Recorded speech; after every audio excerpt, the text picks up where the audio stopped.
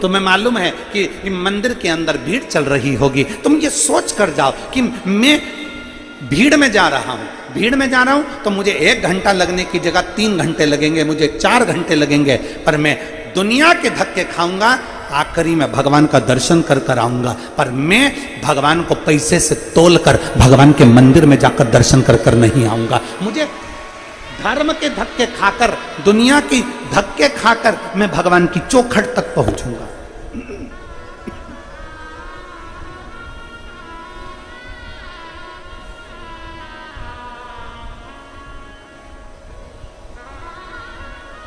मुझे भगवान के नजदीक में जाना,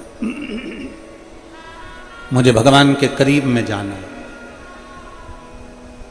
500 रुपए में तुम भगवान के करीब जरूर चले जाओगे, पर भगवान के नजदीक नहीं जा पाओगे। जब लाइन से लगकर आराम से पहुंचकर भगवान का दर्शन करोगे ना, तब तुम मेरे भोलेनाथ के दिल के करीब में पहुंच जाओगे, दिल के।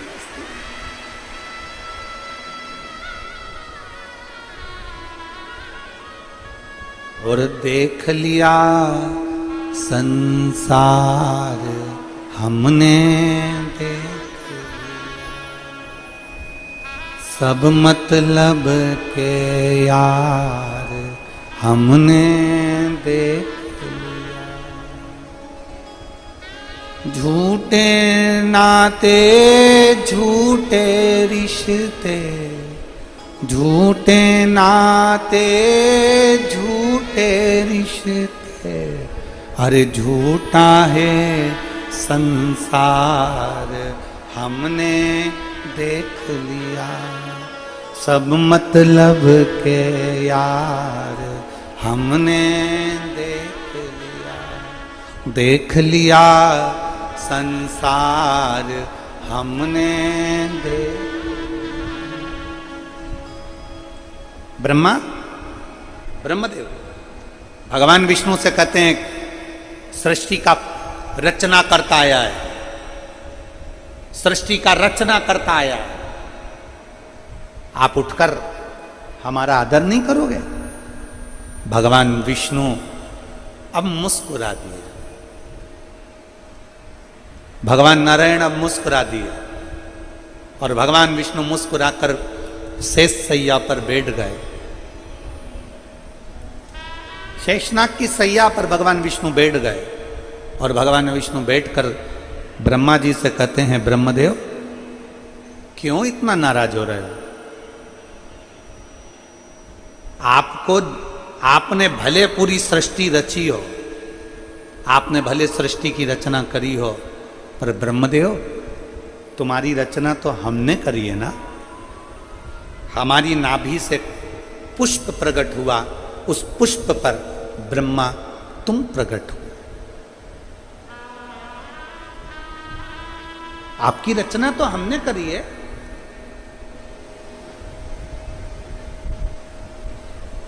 ब्रह्मा जी कहते हैं मेरी रचना आपने नहीं करी है। ब्रह्मा तुम जानते नहीं हो, मेरी नाभि से तुम प्रकट हुए हो।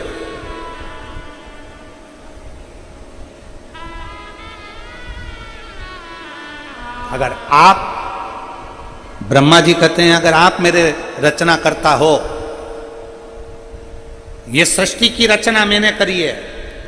भगवान विष्णु के मुख से निकल गया कि ब्रह्मा जी सृष्टि की रचना करने वाला कोई दूसरा नहीं है, आप और हम दोनों केवल निमित्त हैं, सृष्टि की रचना करने वाला तो देवाधिदेव महादेव है, स्वयं शिव।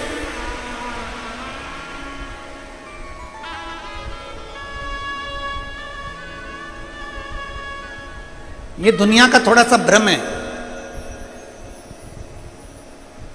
एक मां गुस्से में आकर कह देती है, जिस दिन मैं मर गई ना, आटे दाल का भाव मालूम पड़ जाएगा। वो तो मैं जिंदा हूं ना, तो सब अच्छा अच्छा लग रहा है। और जितनी मेरी जीजियां बैठी हैं ना, बूढ़ी बूढ़ी, कभी अपने मुंह से मत कहना कि मैं मर गई ना, तो मालूम पड़ जाएगा।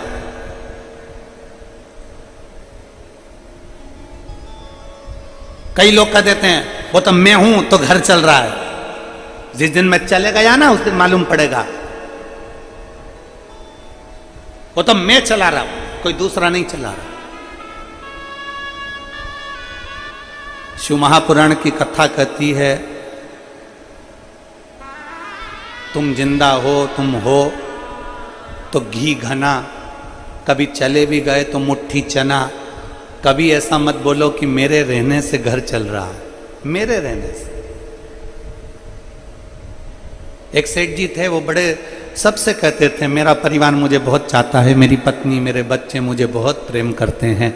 जिस दिन मैं मर गया ना तो मेरे साथ साथ मेरी पत्नी और मेरे बच्चे भी मेरे साथ मर जाएंगे। इतना प्रेम करते हैं, इतना प्रेम करते हैं। एक दिन एक गुरुजी आ गए। गुरुजी ने कहा, सेठ जी तुम हमेशा कहते हो कि मेरी पत्नी मुझसे प्रेम करती है, मेरे बच्चे मुझसे प्रेम करते हैं, अगर मैं मर गया तो मेरे पीछे पूरा परिवार मर जाएगा। इतने में गुरुजी ने कहा, एक काम करो ना, हमको प्रैक्टिकल करके दिखाओ कि तुम्हारे मरने के बाद ये मरते कि नहीं मरते। सेठ जी ने कहा, पागल हो गए हो महाराज, बेवकूफ हो, अकल नहीं है तुम में, मैं कैसे मर सकता हूं। गुरुजी ने कहा, मैं तुमको एक पानी का गिलास दूंगा, तुम पीते पीते पीते पीते लुढ़क जाना, मैं डॉक्टर साहब को बुला के कहलवा दूंगा कि तुम मर गए। मरे नहीं हो तुम, फिर भी हम कह देंगे मर गए तुम। तो हमें देखना है तुम्हारी पत्नी और बच्चे तुम्हारे पीछे मरते कि नहीं मरते। इतने में तुरंत सेठ जी बोले, गुरुजी तुम समझ नहीं पाओगे, मेरी पत्नी मुझसे बहुत प्रेम करती है, मेरे बच्चे मुझसे बहुत प्रेम करते हैं, वो मर जाएंगे। इतने में गुरुजी ने कहा, देखना है ना हमको भी, तुम तो मरो तो सही, और मेरे पत्नी और बच्चों को कुछ हो गया तो, मेरी पत्नी और बच्चों को कुछ हुआ तो उसकी गारंटी हमारी। गुरुजी बोले, तुम तो लो पानी पियो लुढ़को। और उन्होंने जैसे ही पानी पिया और नीचे गिर गए तो डॉक्टर साहब को बुलाया। गुरुजी ने थोड़ा सा पैसा पकड़ा कर कह दिया कि डॉक्टर साहब कह दो ये मर गया। इतने में डॉक्टर साहब ने नब्ज मब्ज देख कर कह दिया मर गए। डॉक्टर को वहीं बिठा के रख लिया। पत्नी रोई, बच्चे रोए, पोता पोती रोए, खूब धाड़ धाड़ के पत्नी रोई। जैसे ही पत्नी रोई, पत्नी चिल्ला चिल्ला के रो रही थी, गुरुजी मेरा पति चले गया, मेरे को बोला तक नहीं, गुरुजी एक शब्द नहीं बोले और चले। इतने में गुरुजी ने अपनी झोली में से एक पुड़िया निकाली और पुड़िया निकाल के गुरुजी ने कहा, जीजी, ए बहन, ए माँ, मत रो, ये मेरे पास में ऐसी जड़ी है, ऐसी बूटी है कि ये तू खाएगी, तू मर जाएगी और पति जिंदा हो जाएगा। इतने में पत्नी रोती रोती बोली, इनकी तो उम्र हो गई थी, इनकी तो उम्र।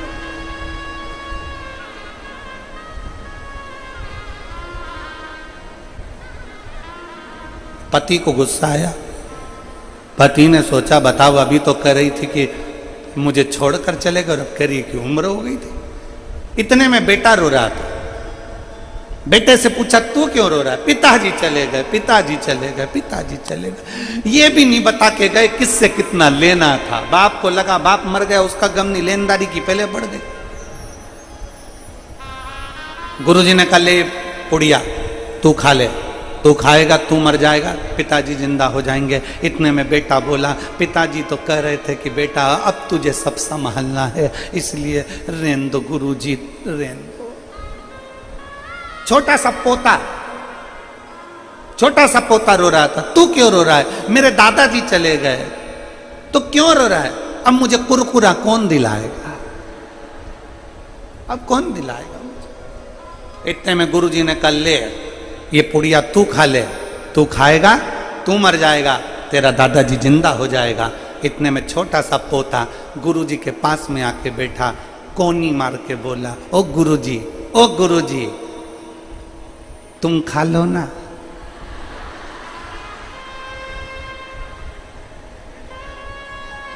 सब मिलके गुरुजी को खिला रहे पर खुद नहीं खा रहे।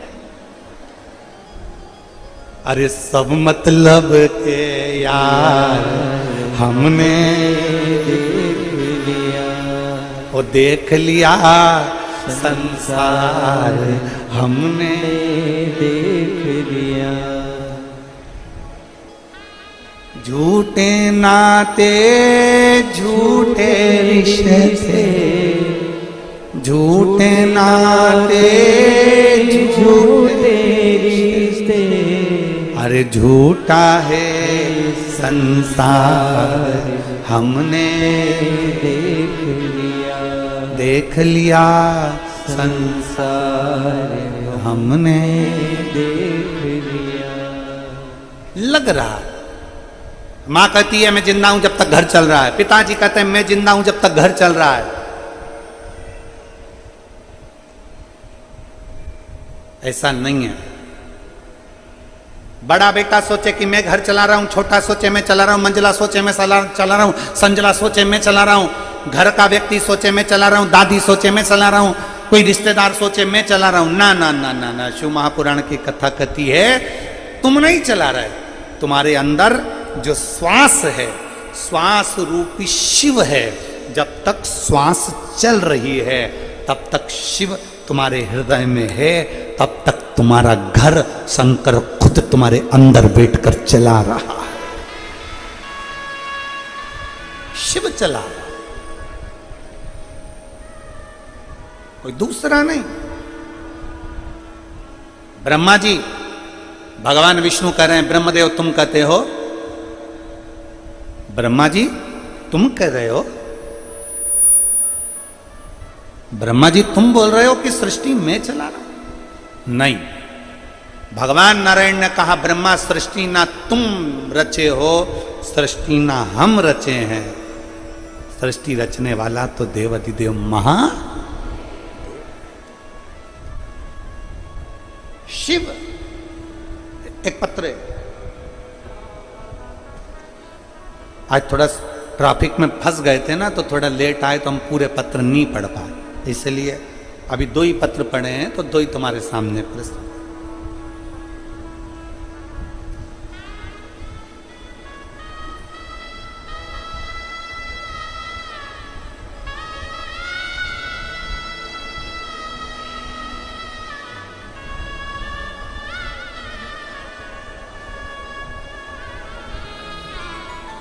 गुरुजी, मैं जिला करनाल हरियाणा, गांव एलईडी पर आप लोग पढ़ सकते हैं पत्र को। गुरुजी, मैं जिला करनाल हरियाणा, गांव इस्लाम नगर के रहने वाली हूँ। मेरा नाम बबीता है, मेरा मोबाइल नंबर ये है। बबीता जी कहीं बैठी हों तो हाथ हिलाइएगा, और अगर कहीं बैठी हों हाथ हिलाओ जरा, एक बार दिख जाओगे। हाँ ठीक है, दिख गए। आ जाइए, एक बेलपत्र ले जाइए, और पति आए हों तो उनको भी ले आइए, वो भी बेलपत्र ले जाए। आ जाइए। मैं जिला करनाल हरियाणा, गांव इस्लाम नगर के रहने वाली हूँ। मेरा नाम बबीता है, मेरा मोबाइल नंबर ये है। गुरुजी, मेरे पति के मुंह में एक बड़ा सा छाला हो गया था। इस छाले के मेरे पति ने बहुत दवाई खाई, मुंह का छाला बिल्कुल ठीक नहीं हुआ। कई बड़े बड़े डॉक्टरों को दिखा दिया, पर छाला ठीक नहीं हुआ। अब तो छाला इतना तकलीफ देने लगा कि भोजन करने में भी दिक्कत आने लगी। तब हम लोग और चिंता में पड़ गए और सरकारी हॉस्पिटल गए, वहाँ पर जाकर जांच कराए। डॉक्टर ने कहा कि इनको कोई बड़े हॉस्पिटल में लेकर जाओ। हमने हॉस्पिटल में लेकर गए बड़े, तो वहाँ के डॉक्टर ने कहा कि इनका मांस का थोड़ा सा टुकड़ा काटा जाएगा और काट कर उसको टेस्ट करा जाएगा, उसको भेजा जाएगा, उस टुकड़े की जांच होगी। डॉक्टर ने कहा कि तुम्हारे पति को बड़ी बीमारी के चांस हैं। अब हम लोग ये सुनकर घबरा गए, क्या करते? पहली बार आपकी कथा सुनी थी गुरुदेव, और काम में इतने व्यस्त रहते थे कि आपकी कथा हम पूरी सुन नहीं पाते थे।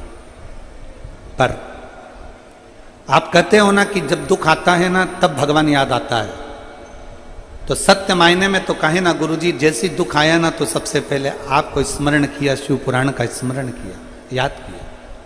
हमने टीवी पर कथा सुनना प्रारंभ करी, और टीवी पर कथा सुनते सुनते रोती रहती कि ये कहाँ की बीमारी हाथ लग गई, समझ में नहीं आ रहा।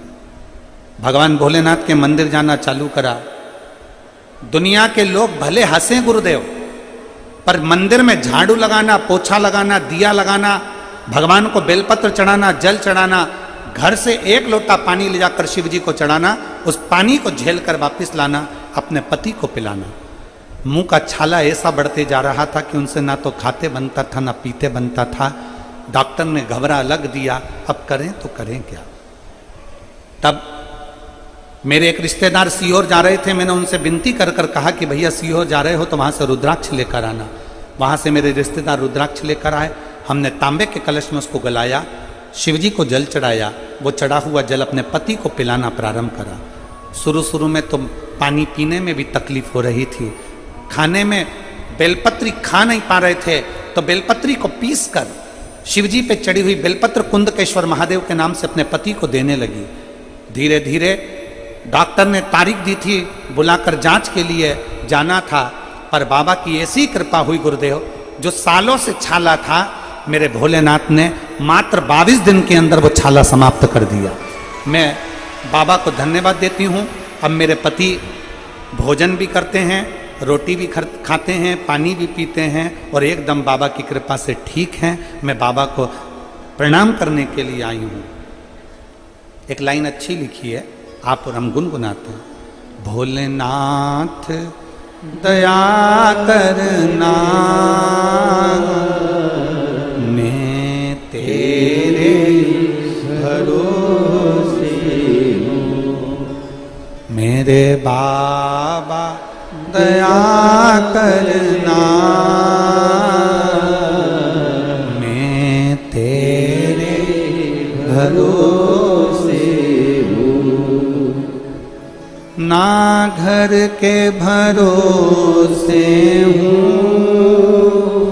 ना परिवार के भरोसे हूँ,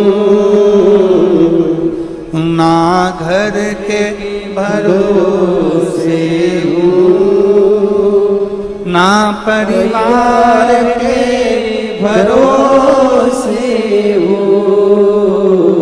मेरे बाबा दया करना,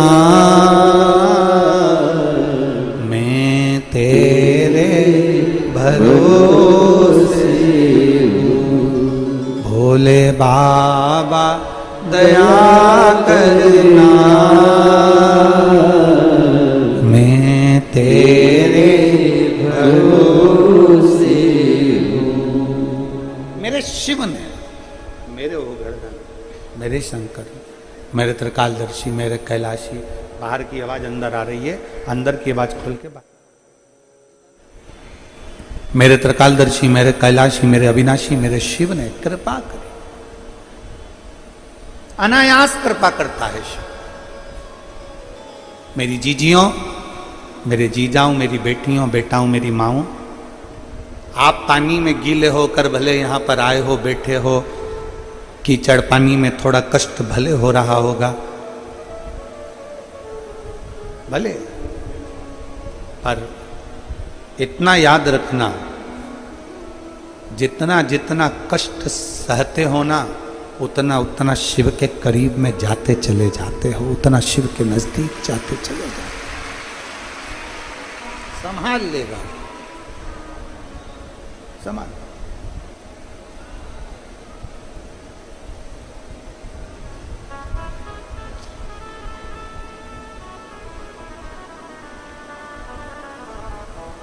अभी हम आ रहे थे तो हर्ष यादव जी कह रहे थे, गुरुजी पूरी भोजनशाला में पानी भरा गया, रस जहाँ भोजन हो रहा है वहाँ पानी पानी भरा गया। तो ये तो बड़ा चिंता का विषय हो गया। हमने हर्ष जी से कहा, कथा में बुलाने वाला भक्तों को शिव है, बिठाने वाला शिव है, भोजन कराने वाला भी शिव है, तो वो सारी व्यवस्था कर देगा। अब क्यों चिंता करना, छोड़ दो शंकर के ऊपर, क्या टेंशन लेना।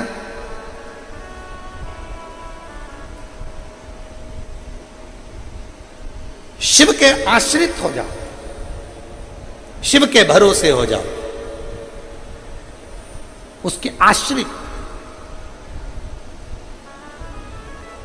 ब्रह्मा जी कह रहे हैं मैं सृष्टि का रचना करता, भगवान नारायण कह रहे हैं भ्रांति निकाल दो अपने भीतर से, अपने मन से ये भ्रम निकाल दो कि तुम सृष्टि की रचना करता।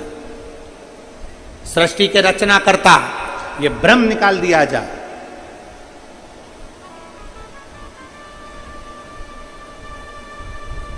इस भ्रम को निकाल दो कि सृष्टि की रचना करता। ना ना ना, भगवान विष्णु कहते हैं सृष्टि का रचना करता ना मैं हूं, सृष्टि की रचना करता ना तुम हो, सृष्टि की रचना करता तो देवाधिदेव महादेव है।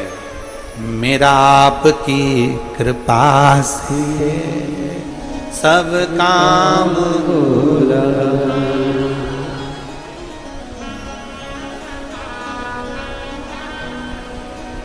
सब काम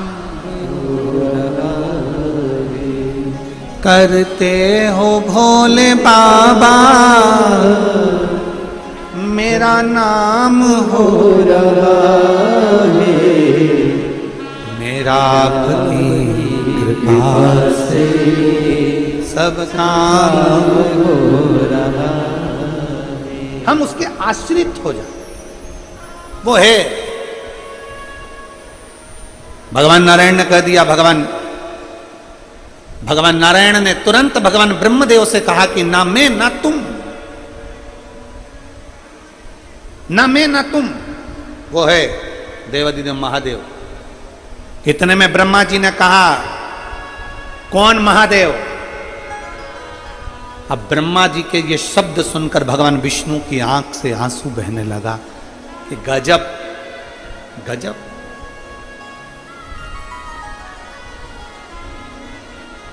गजब।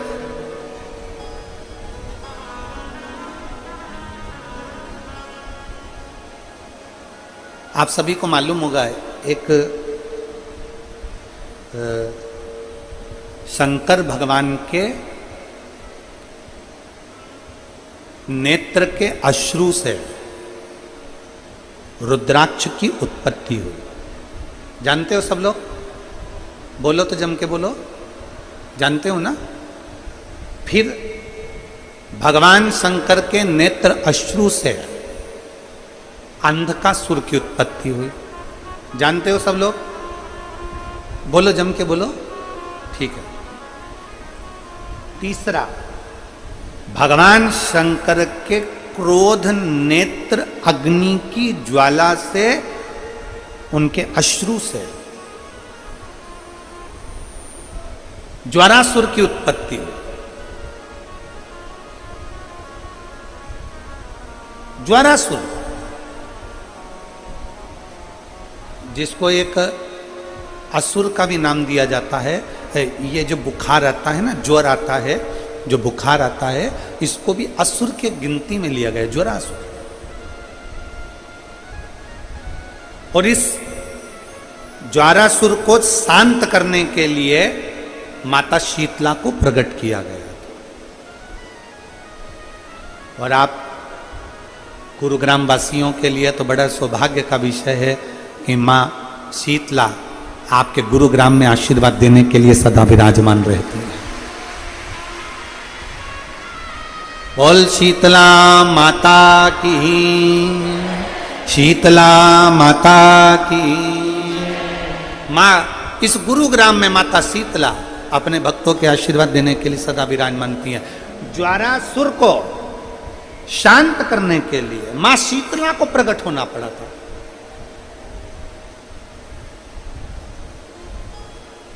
मां शीतला को प्रकट किया।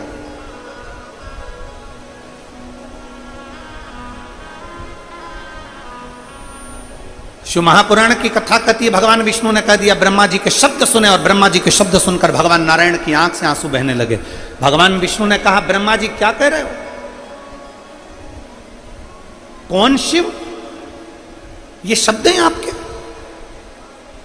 कई लोग फेसबुक पर, इंस्टाग्राम पर, सोशल मीडिया पर, व्हाट्सएप पर शंकर जी के प्रति लोका झोंकी करते रहते हैं। कोई कह देता है शंकर का जल मत पियो, कोई कह देता है श्री शिवाय नमस्तुभ्यं मत बोलो, कोई कह देता है शंकर की चढ़ी हुई बेलपत्र मत खाओ, कोई कह देता है कुछ। उनसे कहो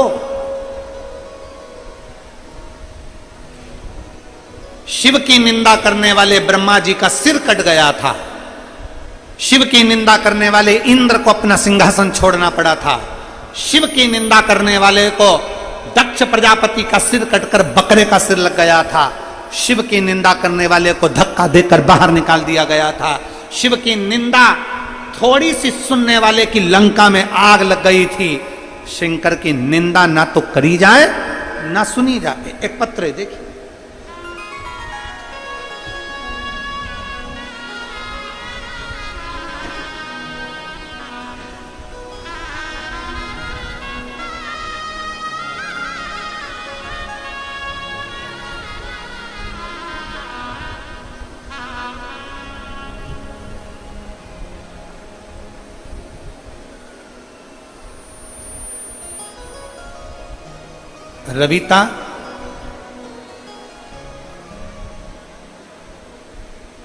रविता जून लोवा खुर्द बहादुरगढ़ हरियाणा की रहने वाली है। कहीं बैठी हो रविता जी तो आप बेलपत्र लेने के लिए आ सकते हो। अगर कहीं बैठी हो तो हाथ हिलाइएगा। हाँ ठीक है, दिख गए, आ जाइए, बेलपत्र ले जाइए, आ जाओ। रविता जून लोवा खुर्द बहादुरगढ़ हरियाणा की रहने वाली हूँ। मेरा मोबाइल नंबर ये है। गुरुदेव, मैं रविता लोवा खुर्द से आई हूँ। 2020 में मेरे को तकलीफ हुई, हार्ट का प्रॉब्लम हुआ, डॉक्टर ने दवाइयाँ दी, जांच करी, थोड़ा सा आराम लगा, 2 महीने ठीक रही। 2 महीने के बाद वापिस मेरा तबीयत खराब हो गई, फिर वापिस मेरा स्वास्थ्य खराब हो गया। और अब की बार जो स्वास्थ्य खराब हुआ उसमें मेरा लीवर और हार्ट दोनों ही बेकार हो गए।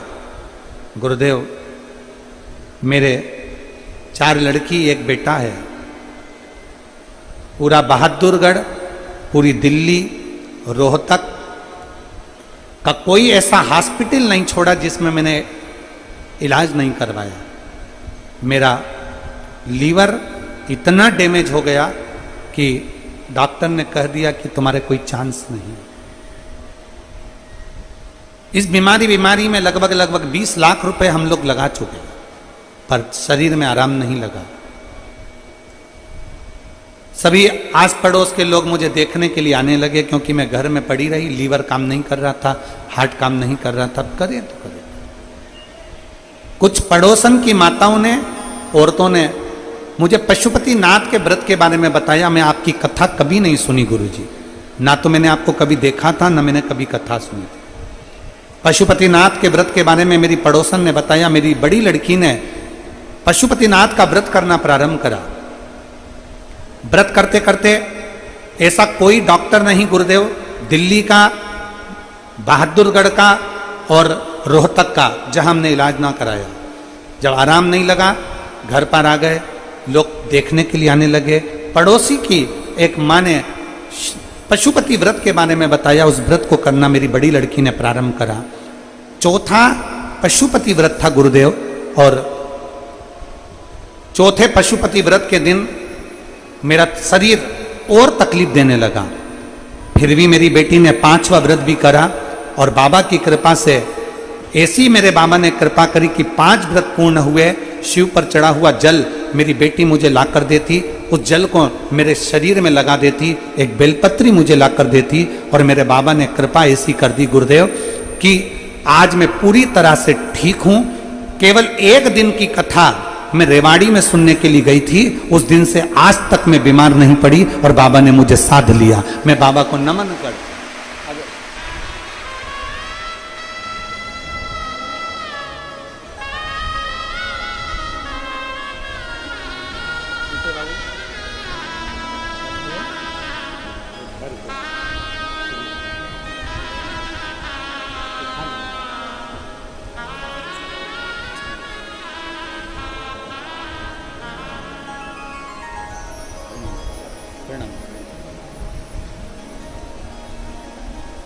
एक शिव भक्ति के प्रति आपका विश्वास जागृत हो।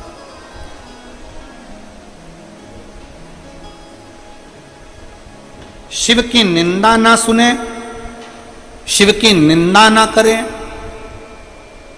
कोई निंदा करने में अगर लगा भी है तो थोड़ा सा पीछे हट जाए, थोड़ा सा पीछे।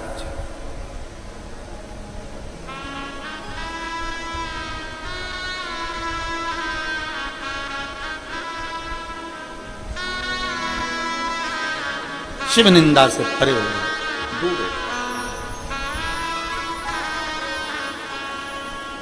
और हे मेरे भोले नैना तो खोलो, ओ मेरे भोले नैना तो खोलो, दर्शन करा दो एक बार, दोबारा फिर आऊंगी। भोले दर्शन करा दो एक बार, दोबारा फिर आऊंगी। भोले दर्शन करा दो एक बार, दोबारा फिर आऊंगी। भोले दर्शन करा दो एक बार, दोबारा फिर आऊंगी। दोबारा फिर आऊंगी, दोबारा फिर आऊंगी, दोबारा फिर आऊंगी, दोबारा फिर आऊंगी। बाबा दर्शन करा दो एक बार, दोबारा फिर आऊंगी। दर्शन करा दो एक बार, दोबारा फिर आऊंगी।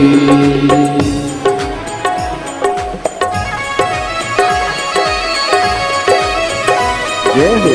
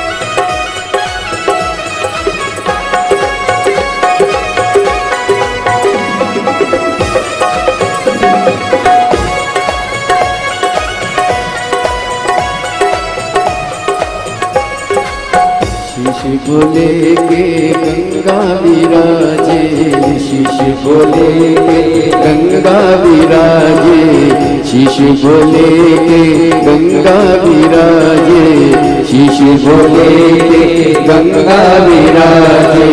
गंगा बहा दो एक बार, दोबारा फिर आऊंगी। गंगा बहा दो एक बार, दोबारा फिर आऊंगी। दोबारा फिर आऊंगी, दोबारा फिर आऊंगी, दोबारा फिर आऊंगी, दोबारा फिर आऊंगी। दर्शन दिखा दो एक बार, दोबारा फिर आऊंगी। दर्शन दिखा दो एक बार, दोबारा फिर आऊंगी।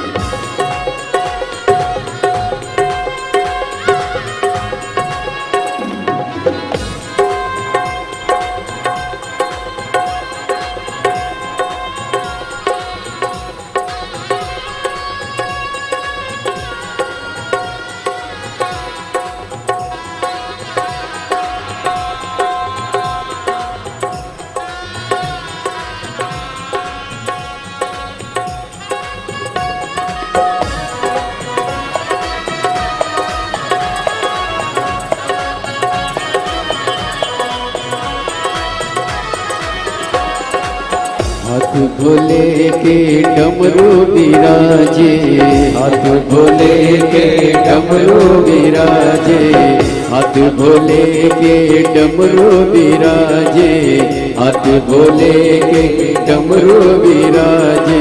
डमरू बजा दो एक बार, दोबारा फिर आओगी। डमरू बजा दो एक बार, दोबारा फिर आओगी। ओ मेरे भोले नैना तो खोलो, ओ मेरे भोले नैना तो खोलो। दर्शन करा दो एक बार, दोबारा फिर आओगी। दर्शन करा दो एक बार, दोबारा फिर आओगी। दोबारा फिर आऊंगी, दोबारा फिर आऊंगी, दोबारा फिर आओगी, दोबारा फिर आओगी। बाबा दर्शन करा दो एक बार, दोबारा फिर आऊंगी। भोले दर्शन करा दो एक बार, दोबारा फिर आओगी।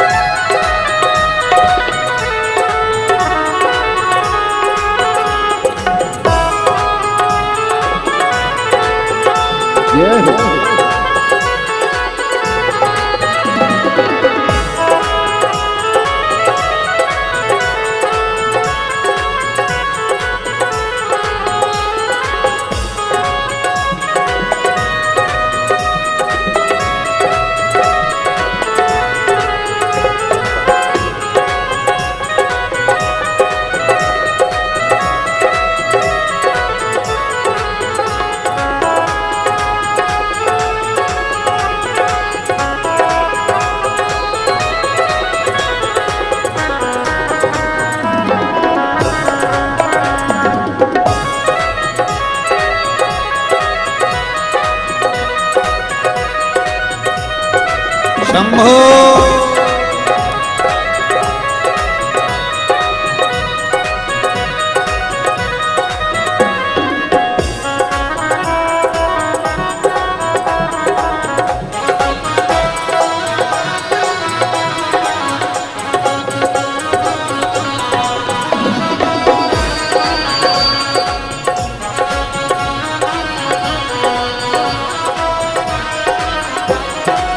संग भोले के गौरा विराजे, संग भोले के गौरा विराजे।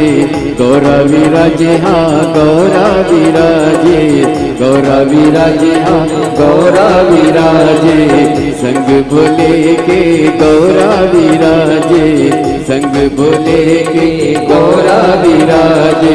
गणपति बुला दो एक बार, दोबारा फिर आओगी। गणपति बुला दो एक बार, दोबारा फिर आओगी। दोबारा फिर आओगी, दोबारा फिर आओ। दूसरे देश में जाएंगे तो वहां पर उस देश का राष्ट्रपति, उस देश के प्रधानमंत्री उनकी अगवानी करेगा।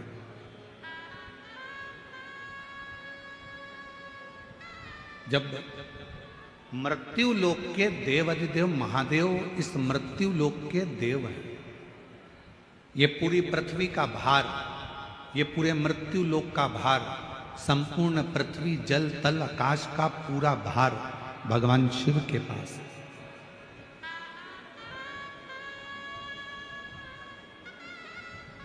ब्रह्मलोक का ब्रह्मा जी के पास है, वैकुंठ लोक का भगवान विष्णु जी के पास है।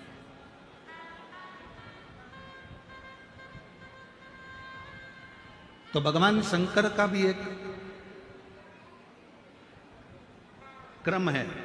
जैसे ही नारायण पृथ्वी पर आए तो सबसे पहले शंकर भगवान ने जाकर उनसे मिलना चाहा। तिरुमाला के शिखर पर वेंकटेश भगवान जब वैकुंठ छोड़कर तिरुमाला पर आते हैं तो भी भगवान शिव जाकर उनका आदर करते हैं, कपिलेश्वर महादेव के रूप में विराजमान होते हैं। नाथद्वारा में मेरे गोवर्धन नाथ जी श्रीनाथ जी बाबा आकर बैठते हैं तो एक लिंग जी के रूप में जाकर भगवान शिव उनको स्वागत करते हैं। बद्रीनाथ में जब नारायण आकर बैठते हैं तो स्वयं केदारनाथ जी के रूप में जाकर भगवान शिव उनकी अगवानी करते हैं।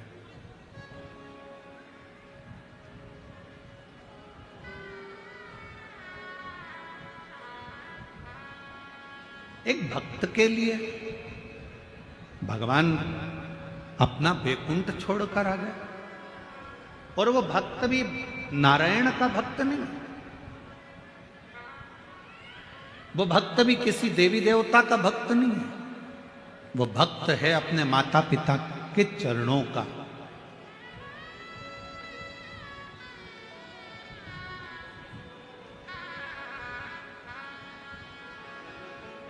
बस पहचान गया कि इन्हीं चरणों के माध्यम से मुझे परमात्मा मिल सकता है, इन्हीं चरणों के माध्यम से मुझे भगवान मिल सकता है, ये जान गया। और मेरा सभी आस्था चैनल पर कथा सुनने वाले श्रोता भाई बहनों से, सोशल मीडिया पर कथा सुनने वाले सभी भाई बहनों से निवेदन करूंगा, आपसे कहूंगा कि आप कहीं नहीं जा सकते, आप किसी को नहीं मानते, आप किसी को नहीं सुनते, मत सुनो। आप किसी को नहीं मानते, मत मानो। आप कहीं नहीं जाते, मत जाओ। आप किसी के आगे शीश नहीं झुकाते, मत झुकाओ। आप किसी को प्रणाम नहीं करते, मत करो। पर इस व्यासपीठ के माध्यम से एक बात जरूर कहूंगा, अपने घर में जो जीते जी अपने माँ बाप विराजमान हैं, उनके चरणों का भी अगर वंदन कर रहे हो तो भगवान मिल सकते। बाहर की आवाज थोड़ी सी कम करो, बाहर वाली रिटर्न आ रहा है उसका, उसकी आवाज आ रही है।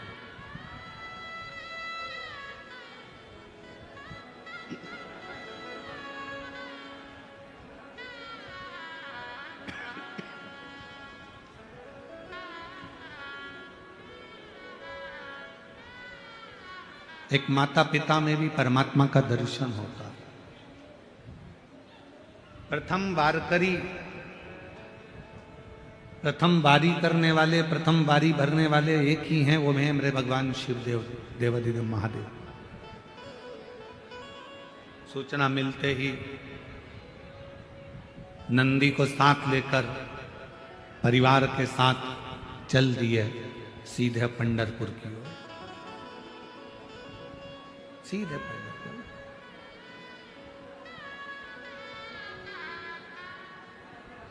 विठल विठल विठल।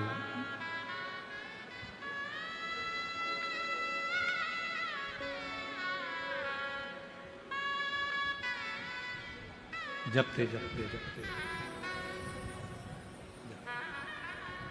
और जो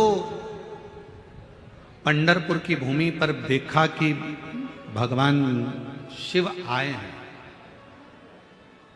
एक माता पिता की सेवा करने वाले के लिए जब नारायण पृथ्वी पर आ जाते हैं, और जब एक वारी करने वाला पैदल चलते चलते चलते चलते विठल विठल विठल विठल विठल विठल करता करता पंढरपुर में पहुंचते हैं। एक वारी करने वाला जब हरि विठल का नाम लेता लेता लेता लेता पंढरपुर की पवित्र भूमि तक पहुंचते हैं, तो जैसे शंकर भगवान वारी करते करते आए तो नारायण दौड़ कर गए, और वारी करने वाले शिवजी को उन्होंने कंधे पर नहीं, अपने हाथ पकड़कर नहीं, वारी करने वाले शंकर भगवान को अपने सिर पर धारण कर कर लेकर चले।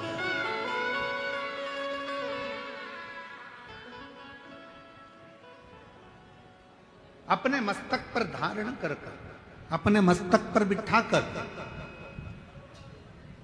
अपने मस्तक पर उनको बिठाकर मंदिर के अंदर प्रवेश कर।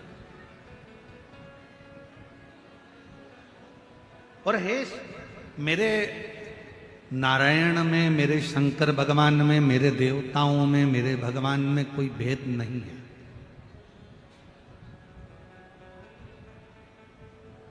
रामचरितमानस किस किसने पढ़ी है, जरा हाथ उठाएंगे आप लोग? जिसने रामायण पढ़ी हो, नहीं पढ़ी हो तो सुनी हो, सुनी नहीं हो तो किसी के माध्यम से कभी दर्शन किया हो, उठाओ हाथ जरा। सबने? चलो रखो। रामचरितमानस में काकभूषुंडी जी का एक चरित्र आता है।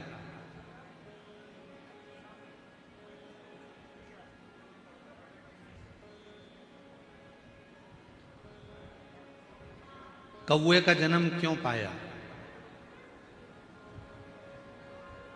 किस लिए पाया,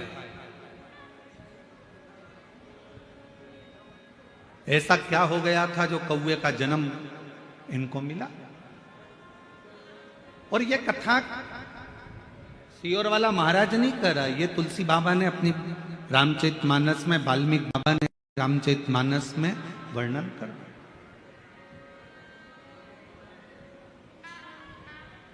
कौए का जन्म क्यों मिला, किस लिए, किस कारण? केवल एक कारण था,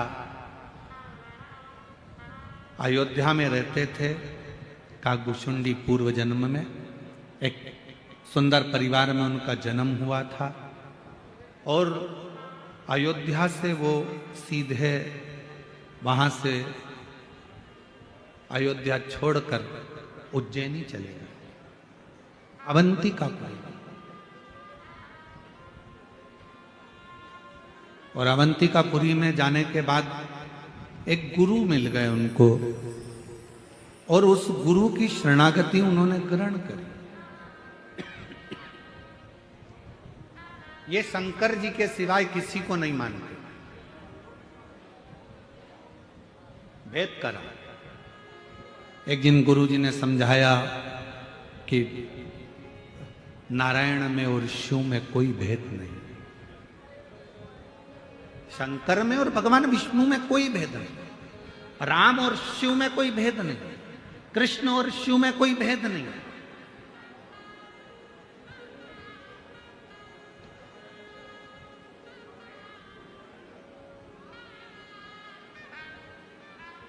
इनमें कोई भेद नजर नहीं आता। फिर भी वो नहीं माना और उसने भेद करा और गुरुजी से बात संवाद करा तो गुरुजी को क्रोध आ गया और गुरुजी ने कह दिया कि तू हजारों बार जन्म लेगा और कीड़े की योनि प्राप्त करेगा। उससे छूट गया। 1000 बार जन्म लेने के बाद उससे जब छूटा तो एक ब्राह्मण के घर में जन्म लिया और ब्राह्मण के घर में जन्म लेने के बाद भी उसने मंत्र में भेद करना, भगवान में भेद करना, परमात्मा में भेद करना नहीं छोड़ा।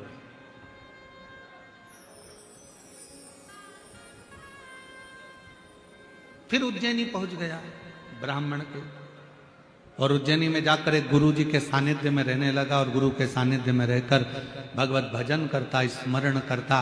पर गुरु जी ने एक दिन भगवान नारायण की महिमा का गुणगान किया। इसको बड़ा बुरा लगा। इसको बुरा लगा तो इसने तुरंत गुरु जी का विरोध किया। शंकर भगवान का सच्चा भक्त कभी भी किसी दूसरे देवता की बुराई नहीं करेगा। शंकर भगवान का सच्चा भक्त कभी किसी दूसरे मंत्र की बुराई नहीं करेगा। शंकर भगवान का सच्चा भक्त न देवताओं की बुराई करता है, न कभी मंत्र की बुराई करता है। शंकर भगवान का सच्चा भक्त एक सर्वश्रेष्ठ संत का लक्षण क्या होता है? एक सर्वश्रेष्ठ संत, साधु, सन्यासी, तपस्वी, उपासक का लक्षण क्या होता है? वो कभी किसी देवता को बड़ा या छोटा नहीं बताता। सच्चे संत, साधु, सच्चा ब्राह्मण कभी किसी मंत्र को ऊपर नीचे नहीं बताता कि यह मंत्र श्रेष्ठ है, यह मंत्र कमजोर है, यह मंत्र ऐसा है, इस मंत्र को मत जपो, इस मंत्र को जपो, इस देवता को मत मानो, इस देवता को मानो, इस भगवान की स्तुति करो, इस भगवान की मत करो। सच्चा संत, सच्चा शिव भक्त, सच्चा गुरु, सच्चा पूजनीय अगर कोई ब्राह्मण है, कोई संत है, कोई साधु है, कोई तपस्वी है, कोई साधक है, कोई उपासक है, तो वो देवताओं में कभी भेद नहीं करेगा, मंत्र में कभी भेद नहीं करेगा। किसी मंत्र को और किसी देवता को ऊपर और नीचे कभी उसको तराजू में नहीं तोलेगा। वो कभी नहीं कहेगा कि नहीं नारायण बड़े हैं शंकर छोटे हैं, शंकर बड़े हैं नारायण छोटे हैं, ब्रह्मा बड़े भगवान विष्णु छोटे, राम बड़े कृष्ण छोटे, कृष्ण बड़े राम छोटे, शिव बड़े, ऐसा कभी वो भेद नहीं करेगा। सच्चा संत, सच्चा गुरु, सच्चा शिव भक्त, शंकर की सच्ची आराधना करने वाला कभी किसी देवता की ना तो निंदा करता है, ना कभी किसी मंत्र की निंदा करता है, ना किसी मंत्र को ऊपर बताएगा ना नीचे बताएगा, ना कभी किसी देवता को ऊपर बताएगा ना नीचे बताएगा। सच्चे शिव भक्त का लक्षण है वो अपने मन से सबको एक ही बात कहता है, तुम्हारे दिल में जो मंत्र जाए वो जप लो, और जो तुम्हारे हृदय में बैठा हो उसकी मूर्त की पूजन कर लो, भेद नहीं कर। तुम्हें राम अच्छा लगे तुम राम जी को भजो, तुम्हें कृष्ण अच्छा लगे तुम कृष्ण भजो, तुम्हें राम नाम अच्छा लगे राम नाम बोलो, कृष्ण नाम अच्छा लगे कृष्ण नाम बोलो, विठ्ठल नाम अच्छा लगे विठ्ठल नाम बोलो, शिव नाम अच्छा लगे शिव नाम बोलो, ओम नमः शिवाय अच्छा लगे ओम नमः शिवाय बोलो, नमः शिवाय अच्छा लगे नमः शिवाय बोलो, श्री शिवाय नमस्तुभ्यम अच्छा लगे श्री शिवाय नमस्तुभ्यम बोलो, ओम नमो भगवते वासुदेवाय अच्छा लगे वो जप लो, श्री कृष्ण शरणम मम अच्छा लगे वो जप लो। तुम्हारा मन जो करे, तुम्हारा मंत्र जो मूल हो तुम्हारे हृदय के लिए वो जपो, उसमें भेद नहीं।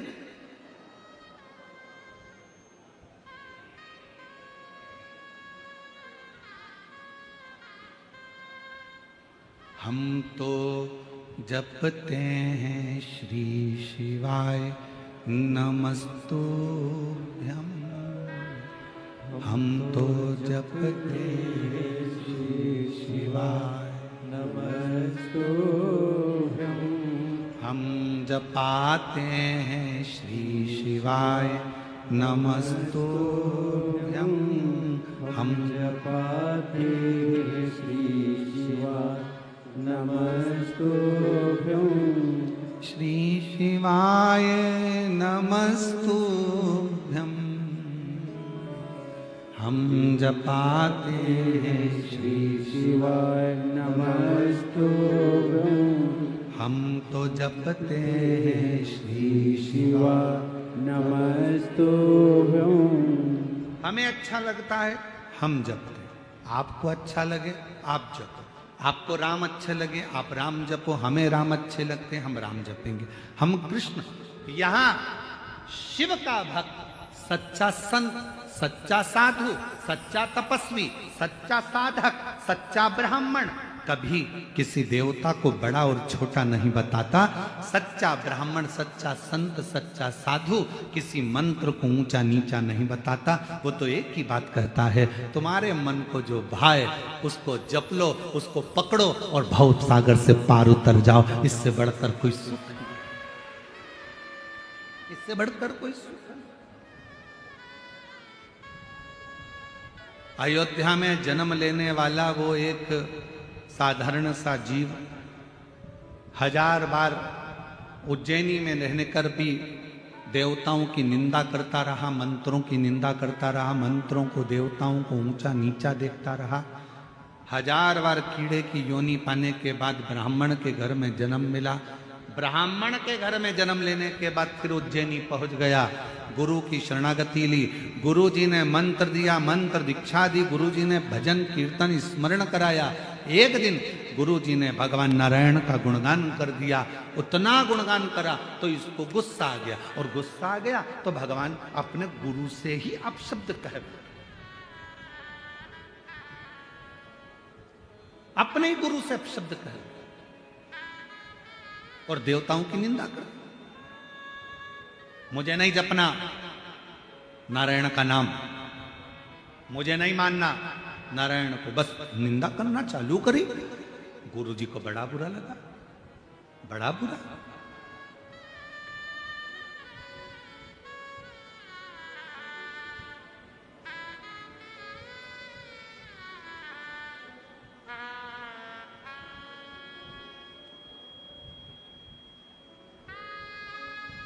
और श्राप मिल गया। श्राप।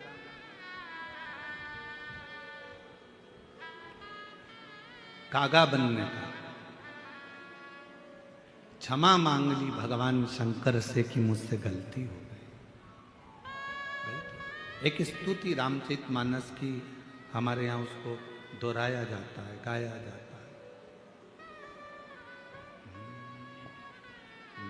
नमामि शमीशा निर्वाण रूपम विभुं व्यासकं ब्रह्म वेद स्वरूपम। ये रामचरितमानस की स्तुति ये केवल उसी भक्त के लिए एक गुरु शिव जी से प्रार्थना कर रहे, इससे गलती हो गई, इसने देवताओं में भेद कर दिया, इससे गलती हो गई, इसने मंत्रों में भेद कर दिया, इसने कह दिया ये मंत्र बड़ा है, ये मंत्र छोटा है, ये भगवान बड़े हैं, ये भगवान छोटे हैं। ये भूल हो गई, इससे क्षमा कर दो। शंकर भगवान ने कहा ठीक है, ये कौवा बनकर भी राम नाम का गुणगान गाएगा और बाद में फिर मेरे ही धाम पर आ जाएगा, तब ये छूट पाएगा जब भगवान की अविरल भक्ति को धारण। भेद ना करिए। शिव महापुराण कभी किसी देवता में भेद करना नहीं बताती कि ये बड़ा कि ये छोटा, ये अच्छा कि ये बुरा। ना जाने क्यों ऐसा होता है, हमें समझ में नहीं आता। जो विद्वान होता चले जाता है वो भेद करना सीख जाता है कि ये बड़ा ये छोटा। शिव महापुराण तो यहां तक नहीं कहती ब्राह्मण क्षत्रिय वैश्य और शूद्र, शिव महापुराण कथा कहती है सब बराबर है। माता के गर्भ से जन्म लिया है, उस परमात्मा ने पैदा करा है। परमात्मा ने यह देखकर पैदा नहीं करा था कि ये ब्राह्मण के घर में जन्म ले लिया है, कि क्षत्रिय के घर में जन्म ले रहा है, कि वैश्य के घर में जन्म ले रहा है, कि शूद्र के घर में जन्म ले रहा है। हम सब मनु की संतान मनुष्य बनकर पैदा हुए थे। भेद तो दुनिया के लोगों ने कर दिया। हमारे दिल में, हमारे शरीर में एक जैसा रक्त बहता है और हमारे दिल में शिव। क्या सोचा? आया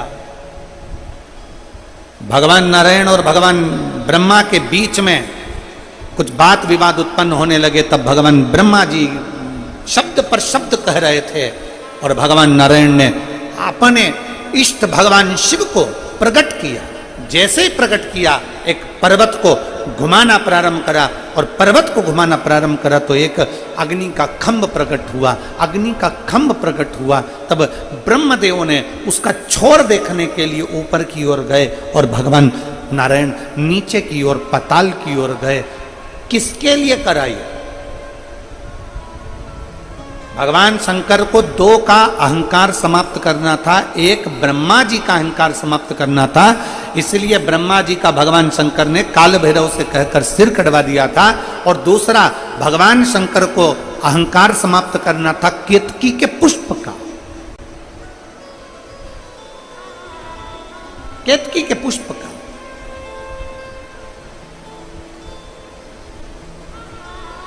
ये जो हम मंदिर में हरतालिका तीज 6 तारीख को हरतालिका तीज की पूजन होगी, तो हरतालिका तीज के दिन हम जो फुलेरा मंदिर के अंदर बांधते हैं, आप लोग उस फुलेरे का दर्शन किए होंगे। जरा फुलेरा देना।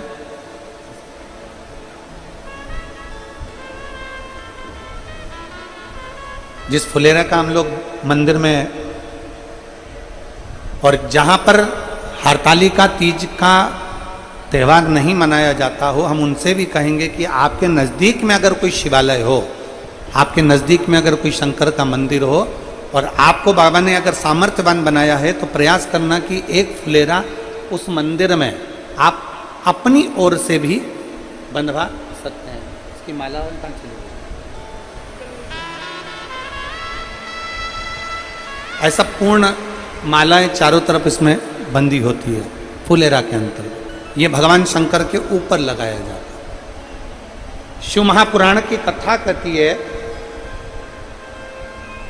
भगवान देवादिदेव महादेव का चरित्र कथा है, शिव तत्व कथा है। कि मनुष्य की देह में, मानव के शरीर में अगर मान लो अनायास अचानक, शिवपुराण कहती है कि कई स्थान ऐसे हैं जहां पर व्यक्ति से पाप कर्म होता है। झाड़ू लगाते समय छोटे छोटे जीव मर जाते हैं, उसका पाप माथे चढ़ जाता है। अग्नि जलाते समय पतंगे जल जाते हैं, उसका पाप माथे चढ़ जाता है। कपड़े धोना, बर्तन धोते समय छोटे छोटे जीव मर जाते हैं, उसका पाप माथे चढ़ जाता है। चलकर अपन कहीं जाते हैं, अपने पांव के नीचे छोटे छोटे जीव मर जाते हैं, उसका पाप माथे चढ़ जाता है। कई स्थान पर व्यक्ति से पाप कर्म होता है। हरतालिका तीज के फुलेरे का मात्र दर्शन कर लेने से ये सारे पाप हमारे छिन्न हो जाते हैं, पाप समाप्त हो जाते हैं, पाप छिन्न हो जाते हैं। और उसका एक प्रमाण यहां एक बहन ने लिखा है। मैं हरियाणा से कैंथल की निवासी हूं। सुधा बेटी, पति संजय वस, मेरा मोबाइल नंबर ये है, कहीं बैठी हो तो हाथ हिला सकती हैं। मैं हरियाणा से कैंथल की निवासी हूं। सुधा बेटी, पति संजय वस, अगर कहीं बैठे हो तो व्यासपीठ पर आ सकते हैं। गुरुदेव, कई साल हो गए थे, हमारे घर में संतान का सुख नहीं था।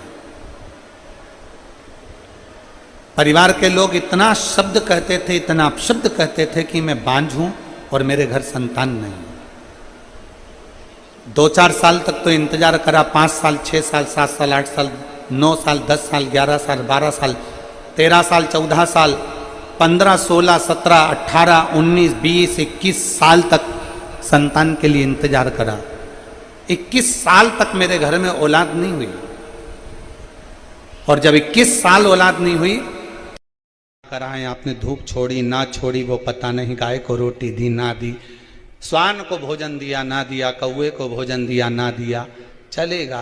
पर जिस दिन अमावस्या के दिन, उस दिन प्रदोष काल में, प्रदोष के समय पर, प्रदोष काल में शाम के समय पर जाकर किसी भी नदी, तालाब, बावड़ी, कुआं, कहीं ना कहीं जो आपके पास में हो, वहां पर एक घी का दिया, बत्ती का मुंह दक्षिण की ओर कर कर अवश्य जला कर जाना। सारे पितृदोष समाप्त हो जाएगा, सारा पितृदोष समाप्त। अमावस्या के दिन किसी भी जलाशय के पास में, नदी, तालाब, बावड़ी, कुआं, जो आपके शहर में, आपके गांव में, आपके नगर में हो, वहां जाकर लगा दे। अगर नदी, तालाब, बावड़ी, कुआं नहीं है तो पीपल का वृक्ष हो या बेलपत्री का वृक्ष हो या बट का वृक्ष हो, उसके नीचे लगा दो प्रदोष काल में। पर अमावस्या के दिन लगाएं जरूर। क्यों? अमावस्या के दिन पितृ शाम के समय प्रदोष काल में शंकर भगवान का नाम जाप कर कर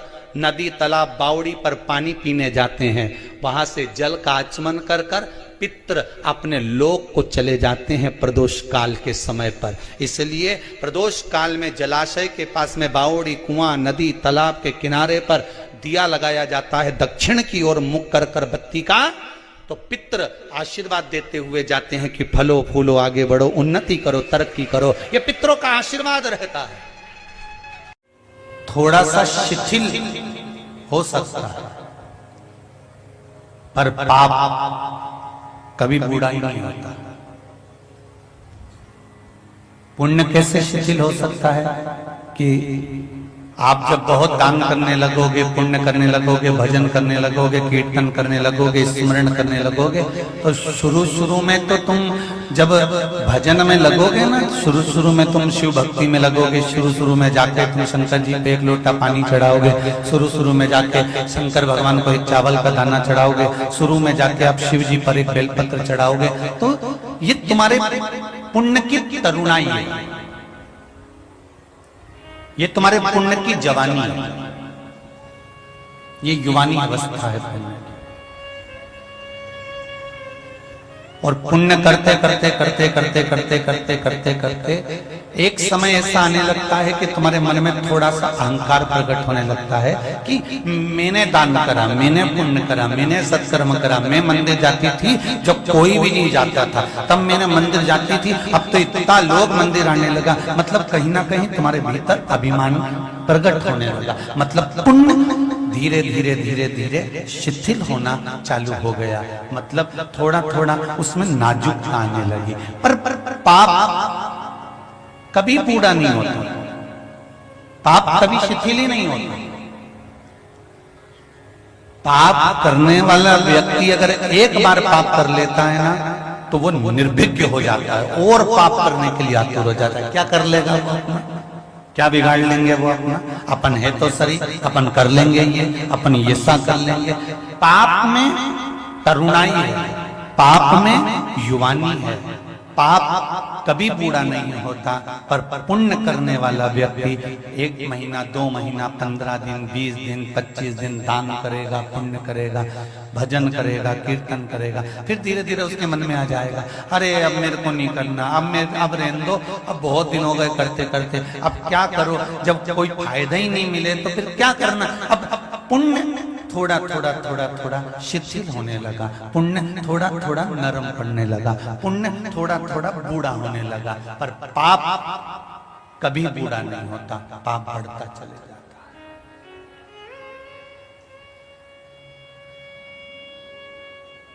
है। एक पाप करने के बाद आप दूसरे पाप के लिए तैयार हो जाते।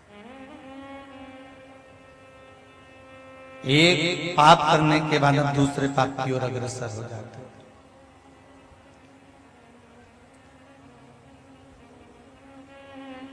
परशु महापुराण की कथा कहती है, मत बुरे कर्म कर बंदे वरना पछताएगा, भगवान की आंखों से तू बच नहीं पाएगा, तू बच नहीं पाएगा। अरे ओ अज्ञानी मत करना दानी, तेरे कर्म का फल भी तू ही पाएगा, जैसा किया तूने तेरे आगे आएगा, जैसा किया तूने तेरे आगे आएगा।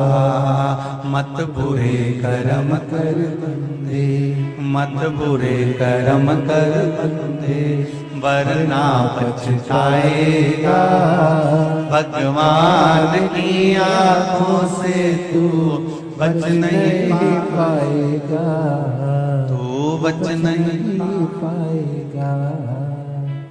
बड़ा आप पाप कर्म में जब लिप्त होते चले जाते हैं, तब वो पाप आपको और बढ़ाते चले जाता है।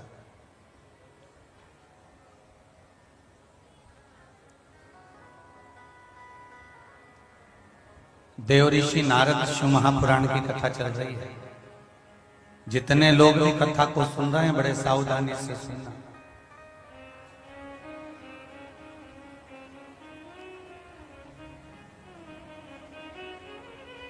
पाप कभी बूढ़ा नहीं होगा, इसलिए मेरी बहनें, जीजियों और मेरे भाई एक बात का स्मरण जरूर रखना, एक पाप अगर थोड़ा सा हो जाए तो थोड़ा रुक जाना कि अब दूसरा पाप करूंगा तो थोड़ा रुक कर करूंगा। पुण्य करते समय ना हाथ रोको, ना मन रोको, ना ये भजन की जिह्वा रोको, ना श्रवण के कर्ण रोको। पर पाप अगर हो रहा है तो एक करने के बाद थोड़ा रुक जाओ कि अब मैं बाद में करूंगा। हो सकता है जब हम पाप को दूसरे दिन पर टाल देंगे तो हो सकता है मेरा देवाधिदेव महादेव आकर उसको पूरा ही टाल दे। पाप जवान रहता है, इसलिए उत्साह उमंग बहुत रहता है।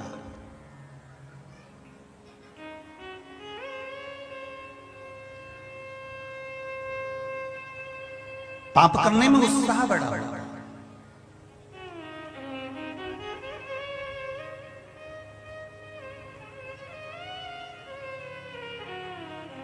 पाप बूढ़ा नहीं होता, इसलिए गलत काम जल्दी करा देता है।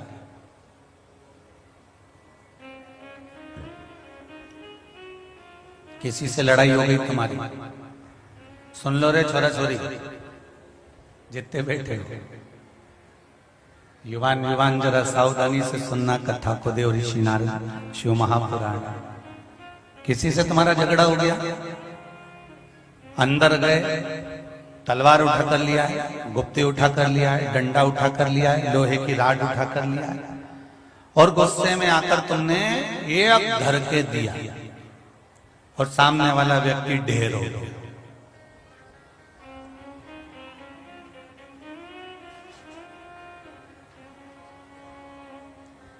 कितनी देर लगी? अंदर गए, तलवार लाए, गुप्ती लाए, पत्थर लाए, चाहे बंदूक लाए, एक दो क्षण की देरी हुई, अंदर जाके 2 मिनट में तुमने सब कुछ कर दिया।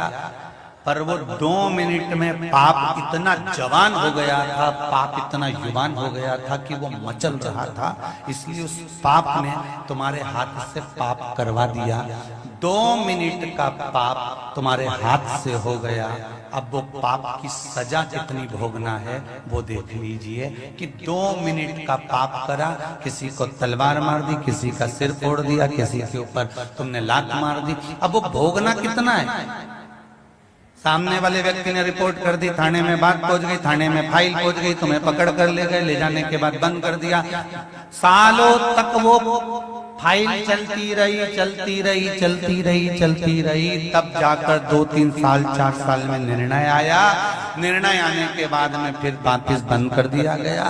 तो पाप कितनी देर का हुआ था? थोड़ी सी देर का। भुगतना कितना पड़ा? 4 साल, 6 साल, 8 साल, 10 साल।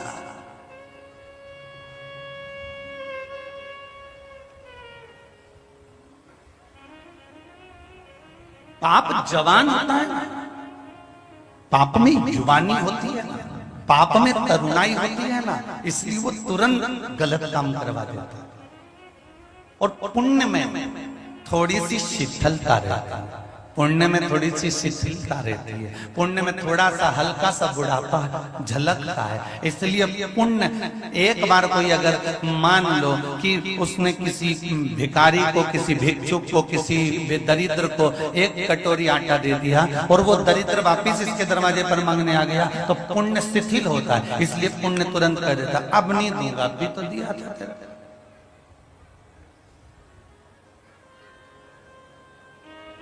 अब इस जगह पर पाप होता तो क्या करता?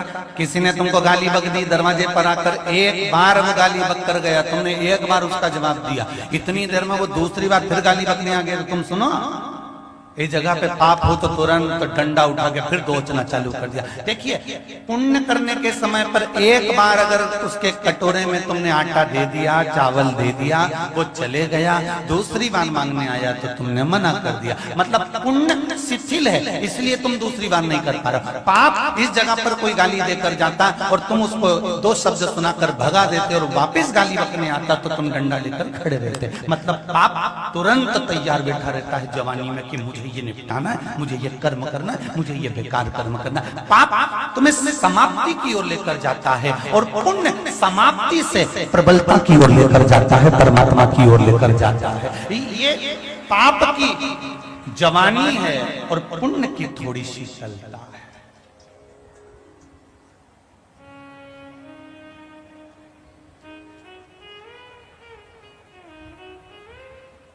शर्ट कितने लोग पहने? शर्ट, कुर्ता कितने लोग पहने? जरा हाथ उठा।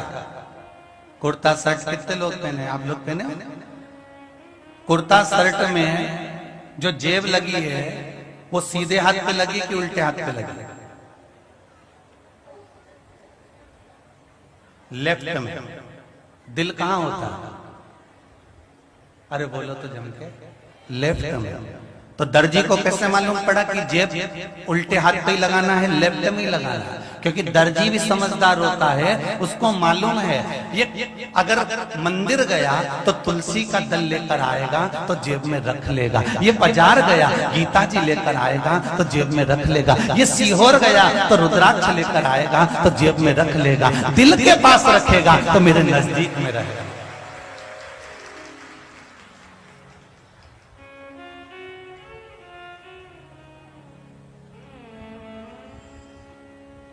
दर्जी कभी सीधे हाथ पर जेब नहीं लगाता, क्यों रखीना ना?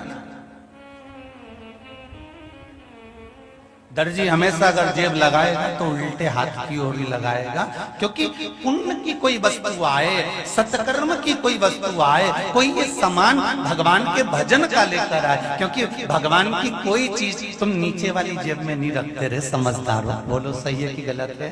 अगर भगवान का कोई सामान लाओगे रुद्राक्ष वगैरह तो तुम नीचे की जेब में नहीं रखोगे। तुम अगर भगवान की बेलपत्र लाओगे तो नीचे की जेब में नहीं रखोगे। अगर कोई भी भगवान की चीज लेकर आओगे तो ये उल्टे हाथ पर जो शर्ट में जेब लगी हुई है उस जेब के अंदर तुम ये पुण्य की चीजें, रुद्राक्ष, तुलसी, बेलपत्र। हमारे नजदीक में 5 घर छोड़कर एक माताजी रहती हैं जो सिलाई का काम करती हैं। वो मेरे घर पर आई कुछ सिलाई के काम के कपड़े लेने के लिए, और उन्होंने मुझसे कहा कि तू एक बार पशुपति व्रत कर और भगवान शंकर को रोज जल चढ़ा। शिव जी को जल चढ़ाकर एक बेलपत्र लेकर नंदी के पास बैठकर कुंदकेश्वर महादेव के नाम से खा। मैंने वही प्रयोग किया और बाबा की कृपा से 21 साल के बाद मेरे घर में पुत्र रत्न की प्राप्ति हुई। मैं बाबा को यहाँ प्रणाम करने के लिए आई। कहीं बैठी हो तो बेलपत्र लेने के लिए आ सकती हूँ। 21 साल के बाद मेरे बाबा ने मुझे संतान दी। ये हमारा एक विश्वास, हमारी एक दृढ़ता, शिव के प्रति हमारा एक अटूट प्रेम यहां दर्शन। और मेरे बाबा दया करना, मैं तेरे भरोसे हूँ। भोले बाबा दया करना,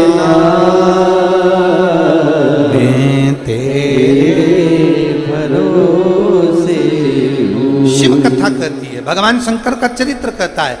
केतकी के फूल को भी अहंकार आ गया था और ब्रह्मा जी को भी अहंकार आ गया।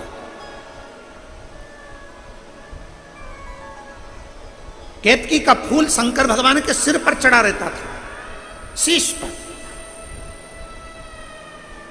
एक बार केतकी के पुष्प ने मां गंगा जी से कह दिया था, तुम्हारे जल में अमृत तत्व हमारा है। केतकी के पुष्प ने कह दिया था, तुमको जो इतना प्रकाश शंकर भगवान के तेज पुंज में है, केतकी का पुष्प कहता था वो मेरा है। शिव जी ने ये शब्द सुना, शंकर जी को मौका लग गया केतकी के पुष्प को नीचा पटकने का। अहंकार कभी ना करो। अहंकार में 3 गए, धन, वैभव और वंश। ना मानो तो देख लो रावण, कौरव और कंस। ये तीनों अहंकार में चले गए। अपनी सत्ता, अपना वैभव, अपना पद, अपनी प्रतिष्ठा, अपनी दौलत, कभी इसका अहंकार नहीं होना चाहिए। प्रयास करो जितना बन सके अपने आनंद के साथ परमात्मा की शरणागति को प्राप्त करने का एक भाव उत्पन्न करो। और केतकी के पुष्प को भगवान शंकर ने अपने मस्तक से नीचे गिरा दिया। जो खंभ था अग्नि का, उससे केतकी का पुष्प नीचे गिरा, ब्रह्मा जी के हाथ में आया। ब्रह्मा जी ने सोचा कि ये केतकी का पुष्प ऊपर से गिरा है। भगवान ब्रह्मा जी ने केतकी के पुष्प से कहा कि भगवान नारायण में और मुझ में थोड़ी सी बातों की जंग छिड़ गई है, तुम मेरा साथ दो। तुम कह देना कि मैं भगवान ब्रह्मा जी ने भगवान शंकर का शीश देखा है, तुम कह दो। केतकी के पुष्प ने हाँ भर ली। शंकर भगवान का श्राप केतकी के पुष्प को लग गया। केतकी, भूल से भी अगर कोई केतकी का पुष्प मुझ पर चढ़ा देगा, हजारों गौ हत्या के बराबर, ब्रह्म हत्या के बराबर उसको दोष लग जाए। शंकर जी के मंदिर में धतूरा चढ़ा दो, बेलपत्र चढ़ा दो, दूसरी पत्तियां चढ़ा दो शंकर जी के मंदिर में। शंकर जी को तुम्हारा मन पड़े जो चढ़ाओ, पर शंकर जी के मंदिर में कभी केतकी का पुष्प ना चढ़ाओ, कभी केतकी का पुष्प। शिव शिव है, ओघड़ी ओघड़ी। शिव तत्व कह रहा है। आशीष झांकी बन गई, झांकी बन गई, तू पार्वती की विवाह की।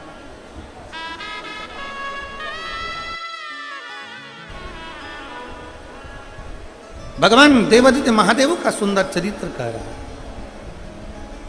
भगवान शंकर का पवित्र चरित्र वर्णन कर रहा है, शिव तत्व कह रहा है। अपने भीतर की अभिमत्ता को दूर करिए। तुम्हारे घर में कितना बड़ा गैस का भट्टा,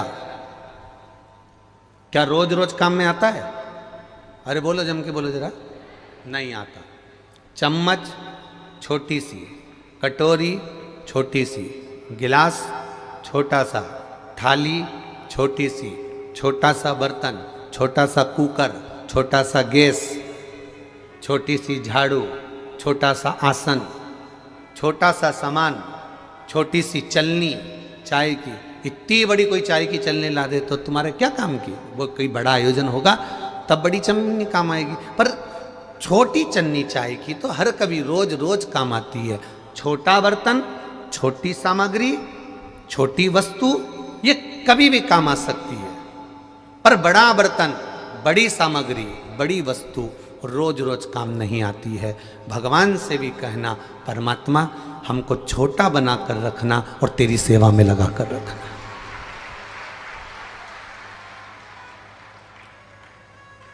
हमें छोटा बना कर रखना और तेरी सेवा में लगा कर रखना, तेरी सेवा से दूर मत करना। ज्यादा बड़ा बना दोगे, ज्यादा बड़े हो जाएंगे, तो फिर वो बड़ा बर्तन, बड़ा भगोना, बड़ी परात कभी कभी काम आती है।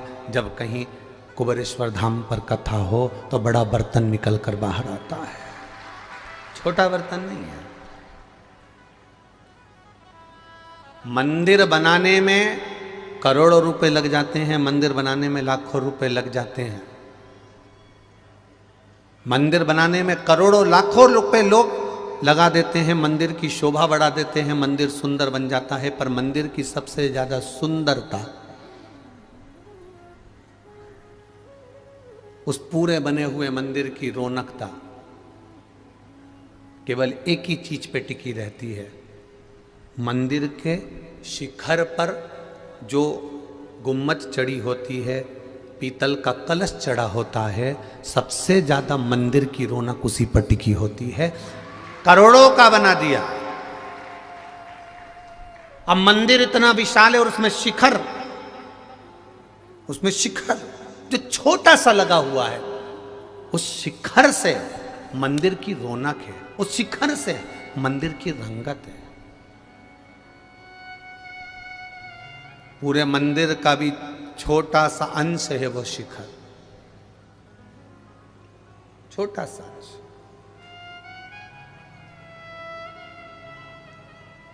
जितने छोटे रहोगे उतने परमात्मा के करीब,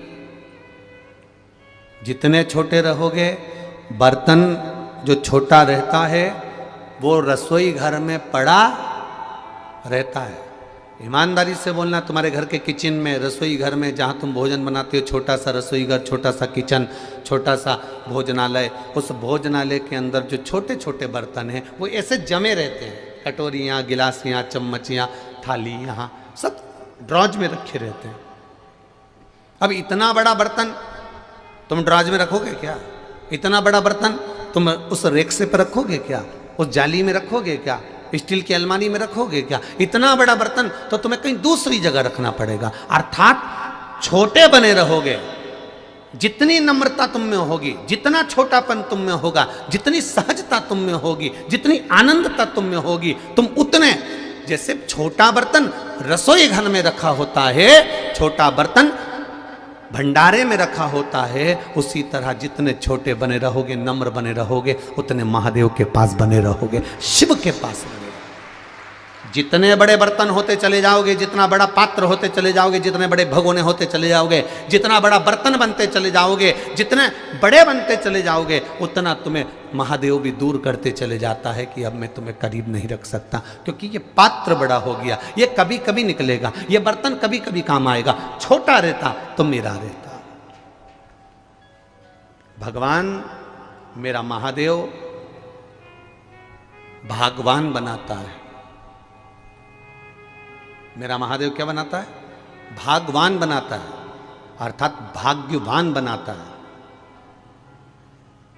मेरा महादेव संपूर्ण विश्व के लोगों को भाग्यवान बनाने का प्रयास करता है, पर धीरे धीरे धीरे धीरे लोग समझते हैं कि हम खुद से भाग्यवान बने हैं, खुद से भाग्यवान बने हैं, तो वो धीरे धीरे भगवान की जगह स्वयं भगवान बनने का प्रयास करने लगते हैं, और भगवान बनने का प्रयास करने लगते हैं तो फिर वो भगवान की निगाह से नीचे चले जाते हैं, भगवान की दृष्टि से नीचे चले।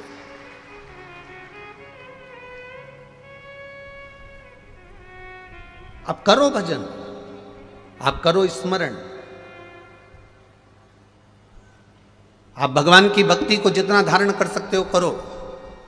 ये कुबेरेश्वर धाम की पावन कथा कर रही, अपने निर्मल मन को भगवान के चरणों में छोड़ने का प्रयास करो। हम तुमसे ये कभी नहीं कहते कि तुम 24 घंटा जाकर मंदिर में बैठ जाओ, या 24 घंटा जाकर कथा में बैठ जाओ, या 24 घंटा जाकर तीर्थ में बैठ जाओ। ना ना ना ना, अपने घर में रहो। हम तो कई बार कथाओं में कहते हैं कि छोटे छोटे बच्चे अगर तुम्हारी गोदी में हैं तो उनको लेकर कथा में मत पहुंचो। घर में बुजुर्ग माता पिता बीमार पड़े हैं तो तुम कथा में मत पहुंचो। क्यों? वो छोटे बच्चे की सेवा कर लोगे, वो बुजुर्ग माता पिता की सेवा कर लोगे तो सीहोर वाला महाराज की शिव पुराण का फल वैसे ही मिल जाएगा।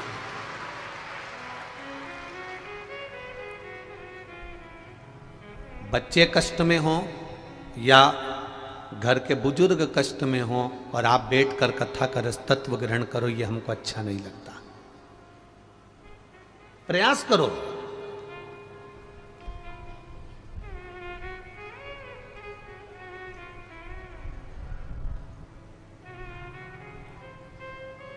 उससे विनती करते रहो, तेरी कृपा चाहिए, पर बड़े बनकर कृपा नहीं। एक बड़ा बेटा होता है, एक छोटा बेटा होता है। बड़ा बेटा थाली लेता है, एक जगह बैठकर भोजन करते रहता है। छोटा बेटा का काम क्या होता है? माँ उसको रोटी में घी लगाती है, नमक मिर्ची लगाती है, फिंगर बनाती है, उसके हाथ में पकड़ा देती है, बच्चा खाता रहता है।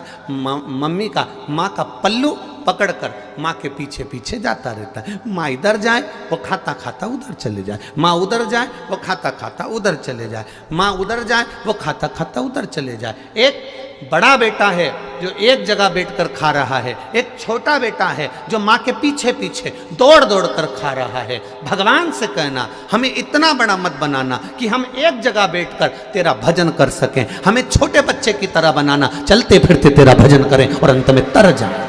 इतना छोटा बनाना। छोटा बच्चा चलते चलते भोजन कर रहा है और माँ के पीछे चल रहा है, उसी तरह हमको इतना छोटा बनाकर रखना कि चलते फिरते तेरा नाम भजें। हम कोई तपस्वी नहीं बनना चाहते, हम साधक नहीं बनना चाहते, हम संत नहीं बनना चाहते, हम साधु नहीं बनना चाहते। हम तो अपने घर में रहना चाहते हैं, अपनी गृहस्थी में रहना चाहते हैं, अपने परिवार में रहना चाहते हैं, पर छोटे बनकर रहेंगे तो सुखी रहेंगे, सुखी।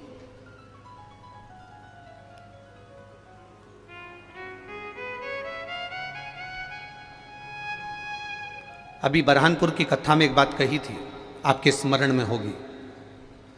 जितने बड़े बनते चले जाते हैं, जितने बड़े बनते चले जाते हैं,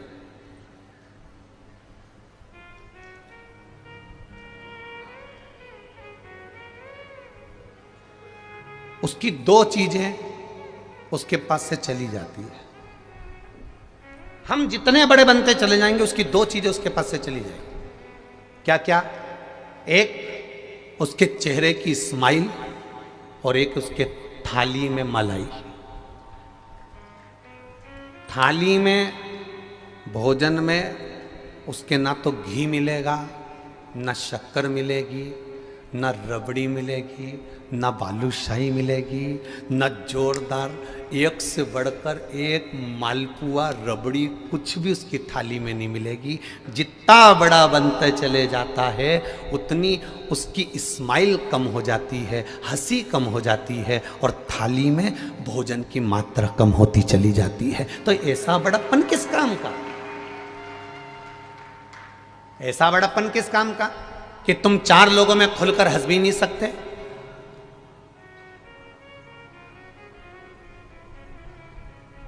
अब बहुत ऊंचे पद पर बैठे और एकदम खिलखिला के हंस दिए तो तुरंत लोगों ने मोबाइल में फोटो बना करके दिया, बताओ कैसे घोड़े जैसे हंस रहा है। फिर कहेंगे ये इतनी बड़ी जगह बैठ कर ऐसा हंसे।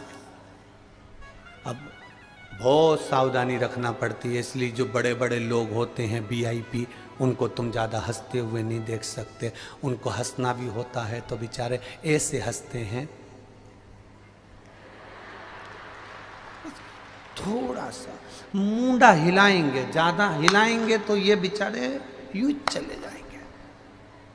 ज़्यादा बड़े बने तो 2 चीज चली गई, एक हंसी चली गई और एक थाली में से भोजन नाड़ियों में पड़ रही है, नसों में पड़ रही है। उसका बल देखो तो सही, 1 महीना लगातार चढ़ाओ तो 15 दिन 20 दिन कर तो देखो। क्यों राम जी महाराज जल चढ़ाते थे? क्यों भगवान कृष्ण जल चढ़ाते थे सूर्य को? क्यों दशरथ जी महाराज जल चढ़ाते थे? क्यों कश्यप ऋषि जल चढ़ाते थे सूर्य को? सारे 33 कोटि देवता, सारे ऋषिवर, साधु संत सन्यासी तपस्वी साधक उपासक सब भगवान सूर्य को अर्घ दिया करते थे। क्यों देते थे? किस लिए?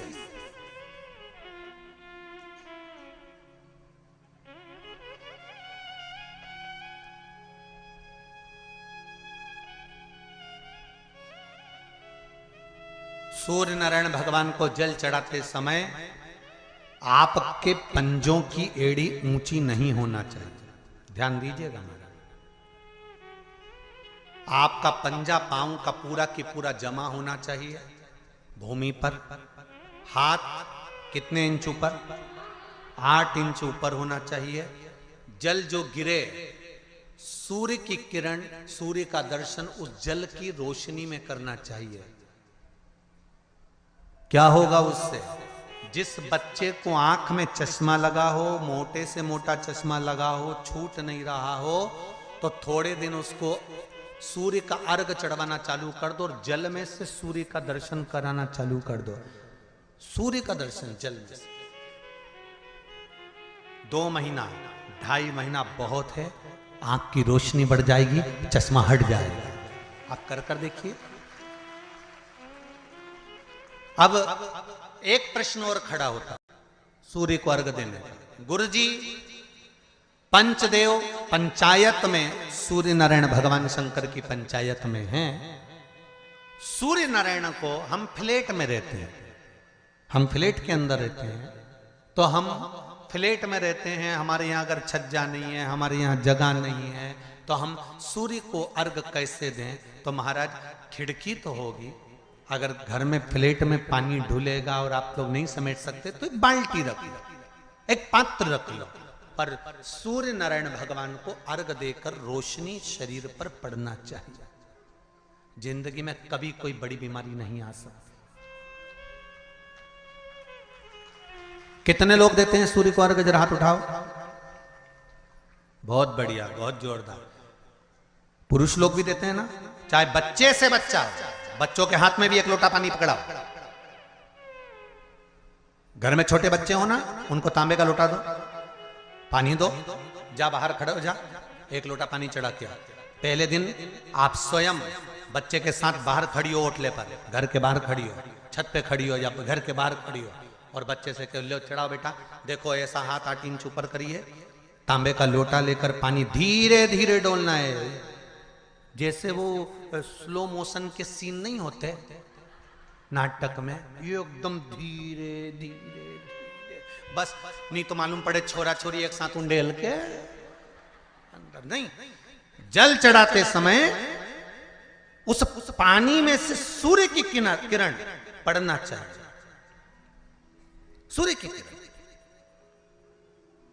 एक बात और कहना चाहूंगा, अगर आप लोग स्वीकार करेंगे तो, अगर कहीं आपको लगता हो कि बच्चा पढ़ने में कमजोर है, विद्या में कमजोर है, रिजल्ट अच्छा नहीं आ रहा, पढ़ने में कमजोर है, वो पढ़े, अपनी जगह पढ़े, वो कार्य करे अपनी जगह करे, मेहनत करे अपनी जगह करे।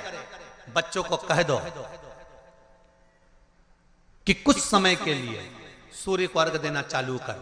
सूर्य की किरण जहां पर ब्राह्मण या हिंदू धर्म का व्यक्ति मस्तक पर तिलक लगाता है, भुकुटियों के बीच में उस सूर्य की किरण इस भुकुटी के बीच पड़ना चाहिए, परंतु पानी कम से कम ना करते हुए स्लो मोशन में धीरे धीरे गिरना चाहिए, एकदम धीरे धीरे।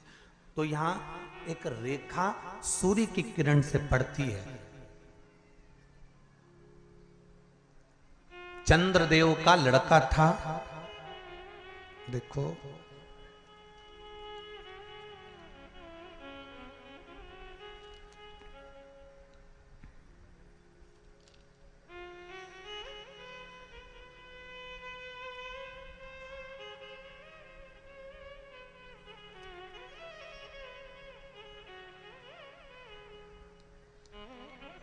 चंद्रदेव का लड़का था वर्चा।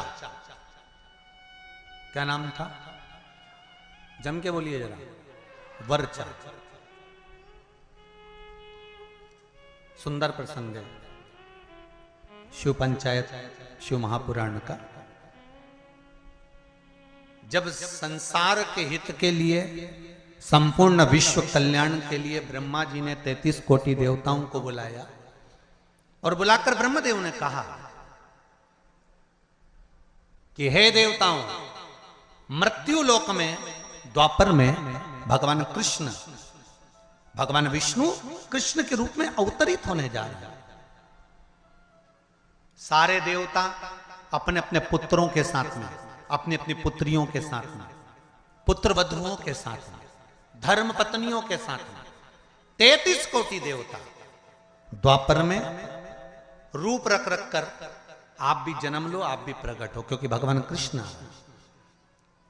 सारे देवता जाने लगे, पर चंद्रदेव ने मना कर दिया।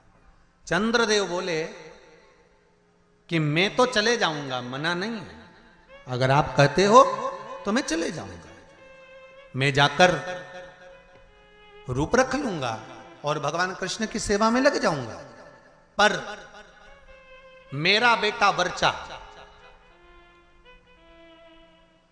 चंद्रदेव कहते मेरा पुत्र वर्चा नीचे नहीं जाएगा।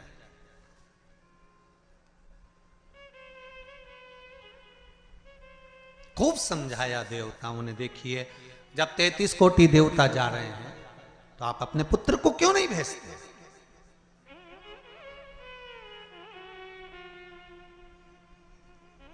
शिव महापुराण की कथा एक बड़ा सुंदर बात कह रही है, अच्छी लगे तो रख लेना, नहीं लगे तो जाते जाते कहीं कोई कुंड या तालाब मिले तो उसमें पटक दे। बात तो कहेंगे व्यासपीठ से, अच्छी लगे तो रखो। देवता कह रहे हैं चंद्रदेव वर्चा को, आपके पुत्र को आप मृत्युलोक में भेजो, जनहित के कल्याण के लिए। जब राष्ट्र हित की बात आए, जनहित की बात आए, धर्म की बात आए, सनातनियों की बात आए, देव और धर्म की बात आए, तो हर माता पिता को चाहिए कि अपने घर के बच्चों को सबसे पहली सीख ये दी जाए कि धर्म का जब मामला हो, सनातनियों का जब मामला हो, जब राष्ट्र सेवा का मामला हो, तो सामने जाकर खड़े हो जाओ, आगे जाकर खड़े हो जाओ। यह हर एक बच्चे को सीख देना चाहिए।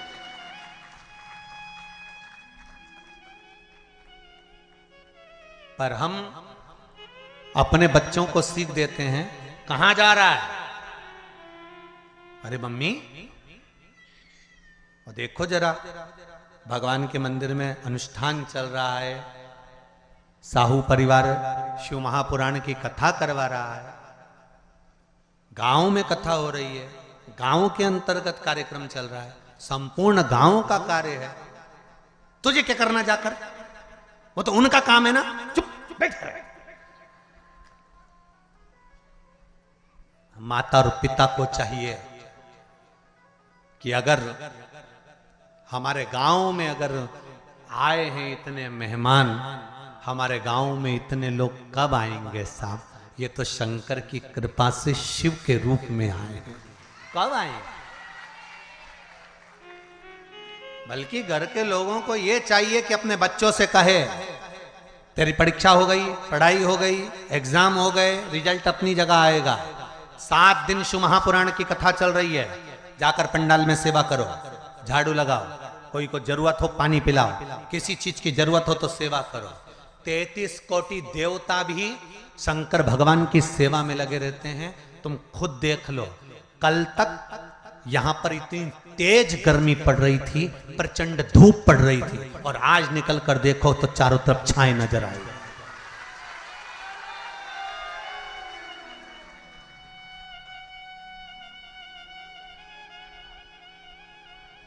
कार्यकर्ता कह रहे थे गुरुजी इतनी गर्मी, इतनी गर्मी, इतनी गर्मी, इतनी गर्मी कि कपड़े तक पसीने में नहा रहे हैं। अब बोलो गर्मी किस किस को लग रही है आज? जम के तो बोलो जरा, लग रही कहीं? सूर्य नारायण भगवान को भी शंकर जी ने कह दिया जरा छाता लगा ले थोड़ी देर के लिए, 3 घंटा कथा चल रही है। ये शिव कृपा। और पूरे पंडाल में 2 बजे कथा चालू हुई है और 2 बजे से लेकर अभी जो भी टाइम हो 4:30 बजने वाली है, और उतनी देर में तुम देख लो पूरी जगह छांव ऐसी, सब दूर धूप पड़ रही है, और यहाँ पूरे पंडाल के आसपास ऐसा लग रहा है जैसे भगवान खुद हवा कर रहा, खुद कृपा कर रहा। तो ये शिव कृपा नहीं तो और क्या है? शिव दया नहीं तो और क्या?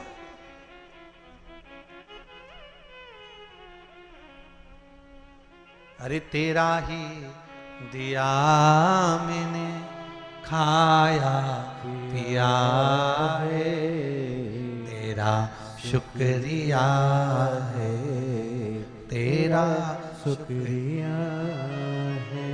मुझे भोले बाबा ने बहुत दे दिया है, तेरा शुक्रिया है, तेरा शुक्रिया है। जब धर्म हित की बात आए, सनातनियों की बात आए, देव और देवताओं की बात आए, तब हमारे बच्चों को हमें सीख देना है कि आगे बढ़ जा। पर चंद्रदेव ने अपने पुत्र वर्चा को कहा यह नहीं जाएगा, द्वापर में मृत्यु लोक में भगवान नारायण के साथ में कार्य करने के लिए नहीं जाएगा।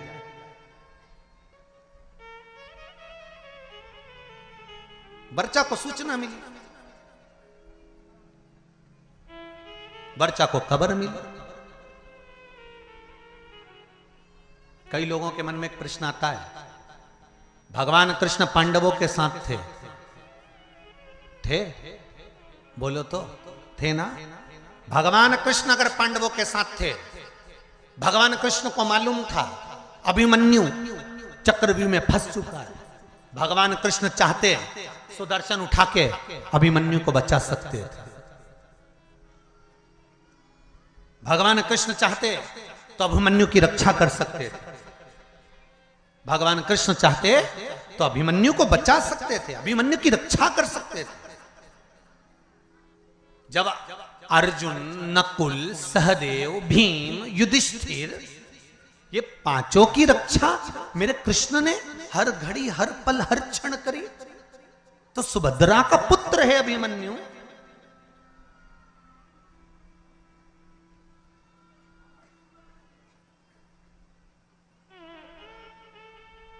अर्जुन का पुत्र है अभिमन्यु, तो फिर अभिमन्यु की रक्षा क्यों नहीं करी?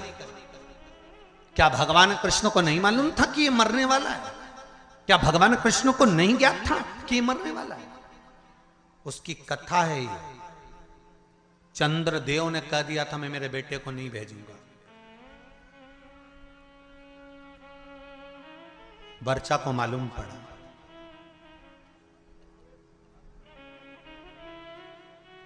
और वर्चा को मालूम पड़ा कि मेरे पिता चंद्रदेव ने मना कर दिया है जनहित के कार्य के लिए, देवहित के कार्य के लिए। क्यों? क्योंकि पुत्र का मोह नहीं छूट रहा था, पुत्र आसक्ति नहीं छूट रही।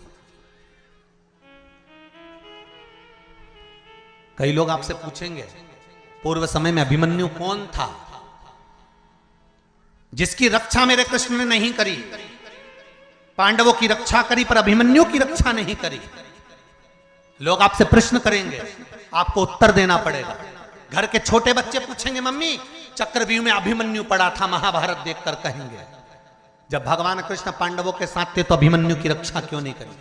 तो आपको बताना पड़ेगा कि अभिमन्यु पूर्व समय में चंद्र का पुत्र वर्चा था और इसकी रक्षा क्यों नहीं करी, वो भी कथा वर्णन कर रही। ये शिव पंचायत, शिव महापुराण में चरित्र आता है हमारा। अभिमन्यु का पूर्व का नाम था वर्चा, चंद्र का पुत्र।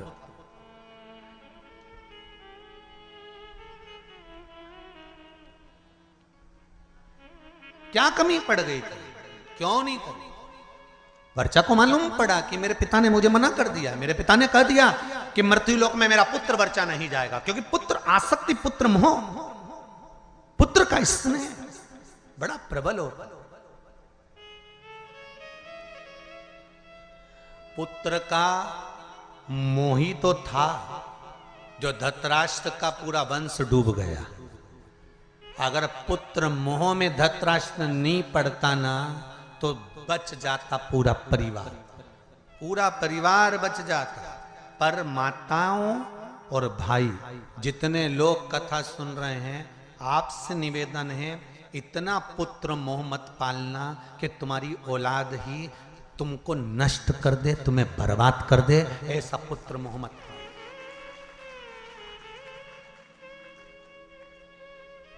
बहुत पुत्र मोह है आज के जमाने में, मेरा बेटा, मेरा बेटा, मेरा छोरा, मेरा छोरा, मेरा छोरा, और छोरा छोरा छोरा।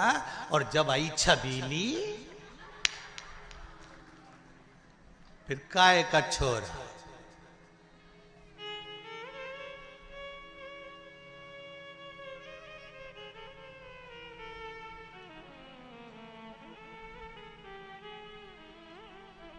फिर तो छोरा छबीली के नेन पे चले। छबीली एक बार घूर के देख लेनी,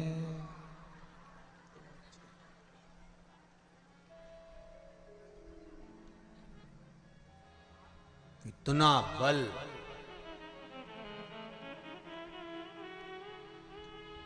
इतनी बार घर से निकलता था, कभी मम्मी से कहकर नहीं जाता था कि मैं यहां जा रहा हूं।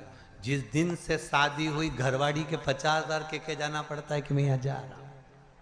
अब तुम सोच लो कितना बदलाव आया ब्याह के बाद, शादी के बाद। पहले जाता था तो मम्मी से कहकर नहीं जाता था कि मैं यहां जा रहा हूं, मैं आ रहा हूं, मैं ये करने जा रहा हूं। अब शादी होने के बाद अगर घर से जाता है ना तो पहले उसको बताना पड़ता है, नहीं तो 50,000 फोन लगा के पूछ लेती है कहां हो। बस इतना बोला ना तो बापड़ा का पसीने की बूंद छा गई। अब भी आया 20 मिनट में, बस पहुंच ही दिया। आ रहे हो, वो वाला हाल है ना। एक पत्नी ने पति से कहा कपड़े पड़े हैं बाथरूम में,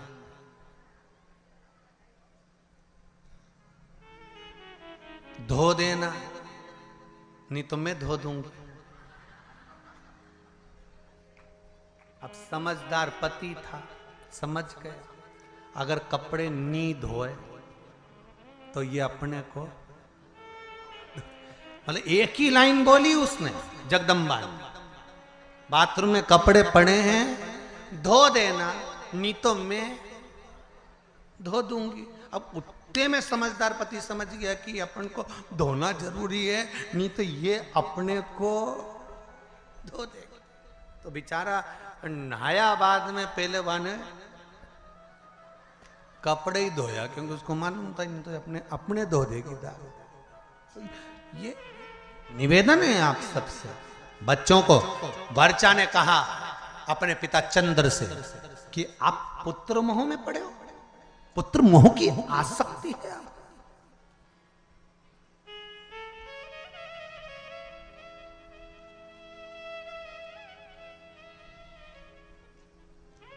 पुत्र मोह की आसक्ति।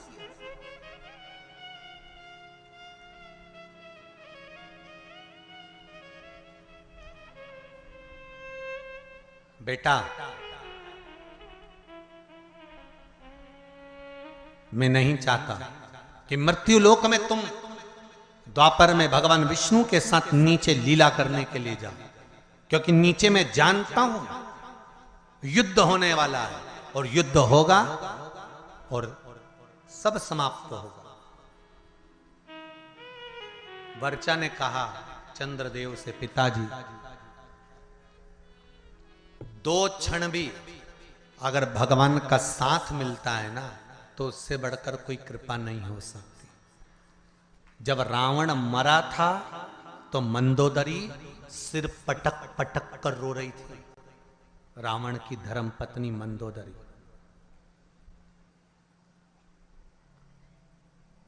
तो भगवान राम ने मंदोदरी से जाकर कहा, मंदोदरी तुम राजमाता हो, मंदोदरी तुम लंका की राजमाता हो, तुम रानी हो लंका की, पति के लिए वियोग कर रही हो, पति के लिए रो रही हो। मंदोदरी कहती है, कौन कहता है कि मैं पति के लिए रो रही हूं? मंदोदरी कहती है, क्या आप मुझे अज्ञानी समझते हो? मंदोदरी राम जी से कहती है, क्या मुझे आप अज्ञानी समझते हो? भगवान ने पूछा क्यों? मंदोदरी कहती है, यह अज्ञानता की बात है कि किसी के मरने पर रोया जाए। आया है सो जाएगा राजा रंक फकीर, एक सिंहासन चढ़ गया दूसरा गया बंद जंजीर। ये तो संसार सागर है, जो आया है उसको जाना है। कोई अच्छे से जाएगा, कोई बुरे से जाएगा, मरना तो सबको है, चाहे तुम बादाम खाओ चाहे रोटी खाओ। राख का ढेर सबका बनना। कहीं की ब्यूटी क्वीन भी होगी ना, उसके मरने के बाद राख क्वीन नहीं होगी।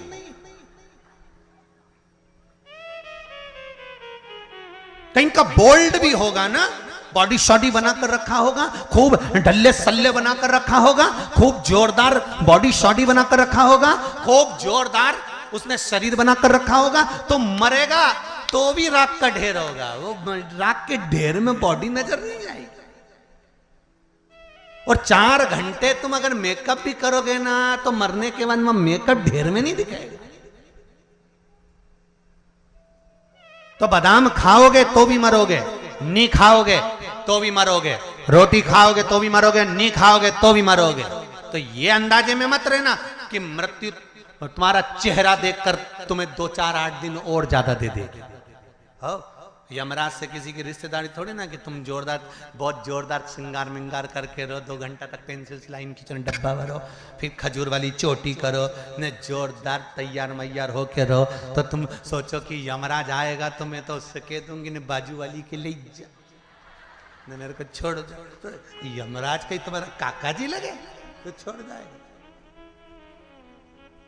इस अंदाजे में मत रहना रही हो छत्तीसगढ़ वाली। सुन लो ओ बमलेश्वरियों देवियों, अच्छे से सुन लेना, इस अंदाजे में मत रहना तुम।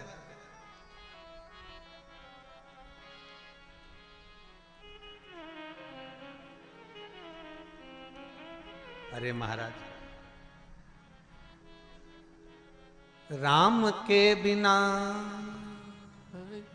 हरि नाम के बिना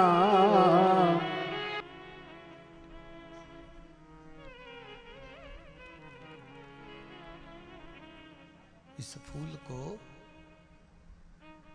आप देखकर समझ जाते हैं कि इसको मुझे जूड़े में सजाना है, कि इसको मुझे परमात्मा को चढ़ाना है।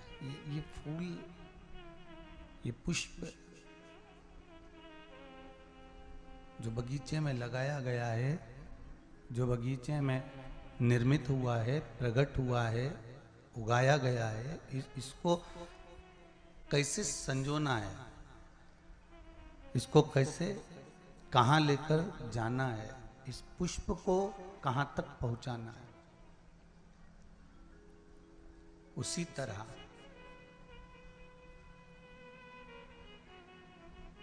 जैसे पुष्प के लिए विचार करा जाता है कि ये पुष्प मुझे जूड़े में लगाना है कि भगवान को चढ़ाना है, कहाँ समर्पित करना है इसको, मुझे कहाँ तक पहुँचाना है इस पुष्प को, उसी तरह यहाँ शिव महापुराण की कथा भी कहती है कि परमात्मा ने अपने बगीचे में, इस संसार सागर में हमारा जो जन्म कराया है, हमें जो जन्म दिया है, हम भी उसके बगीचे के एक पुष्प हैं। हम भी उसके बगीचे के पुष्प हैं।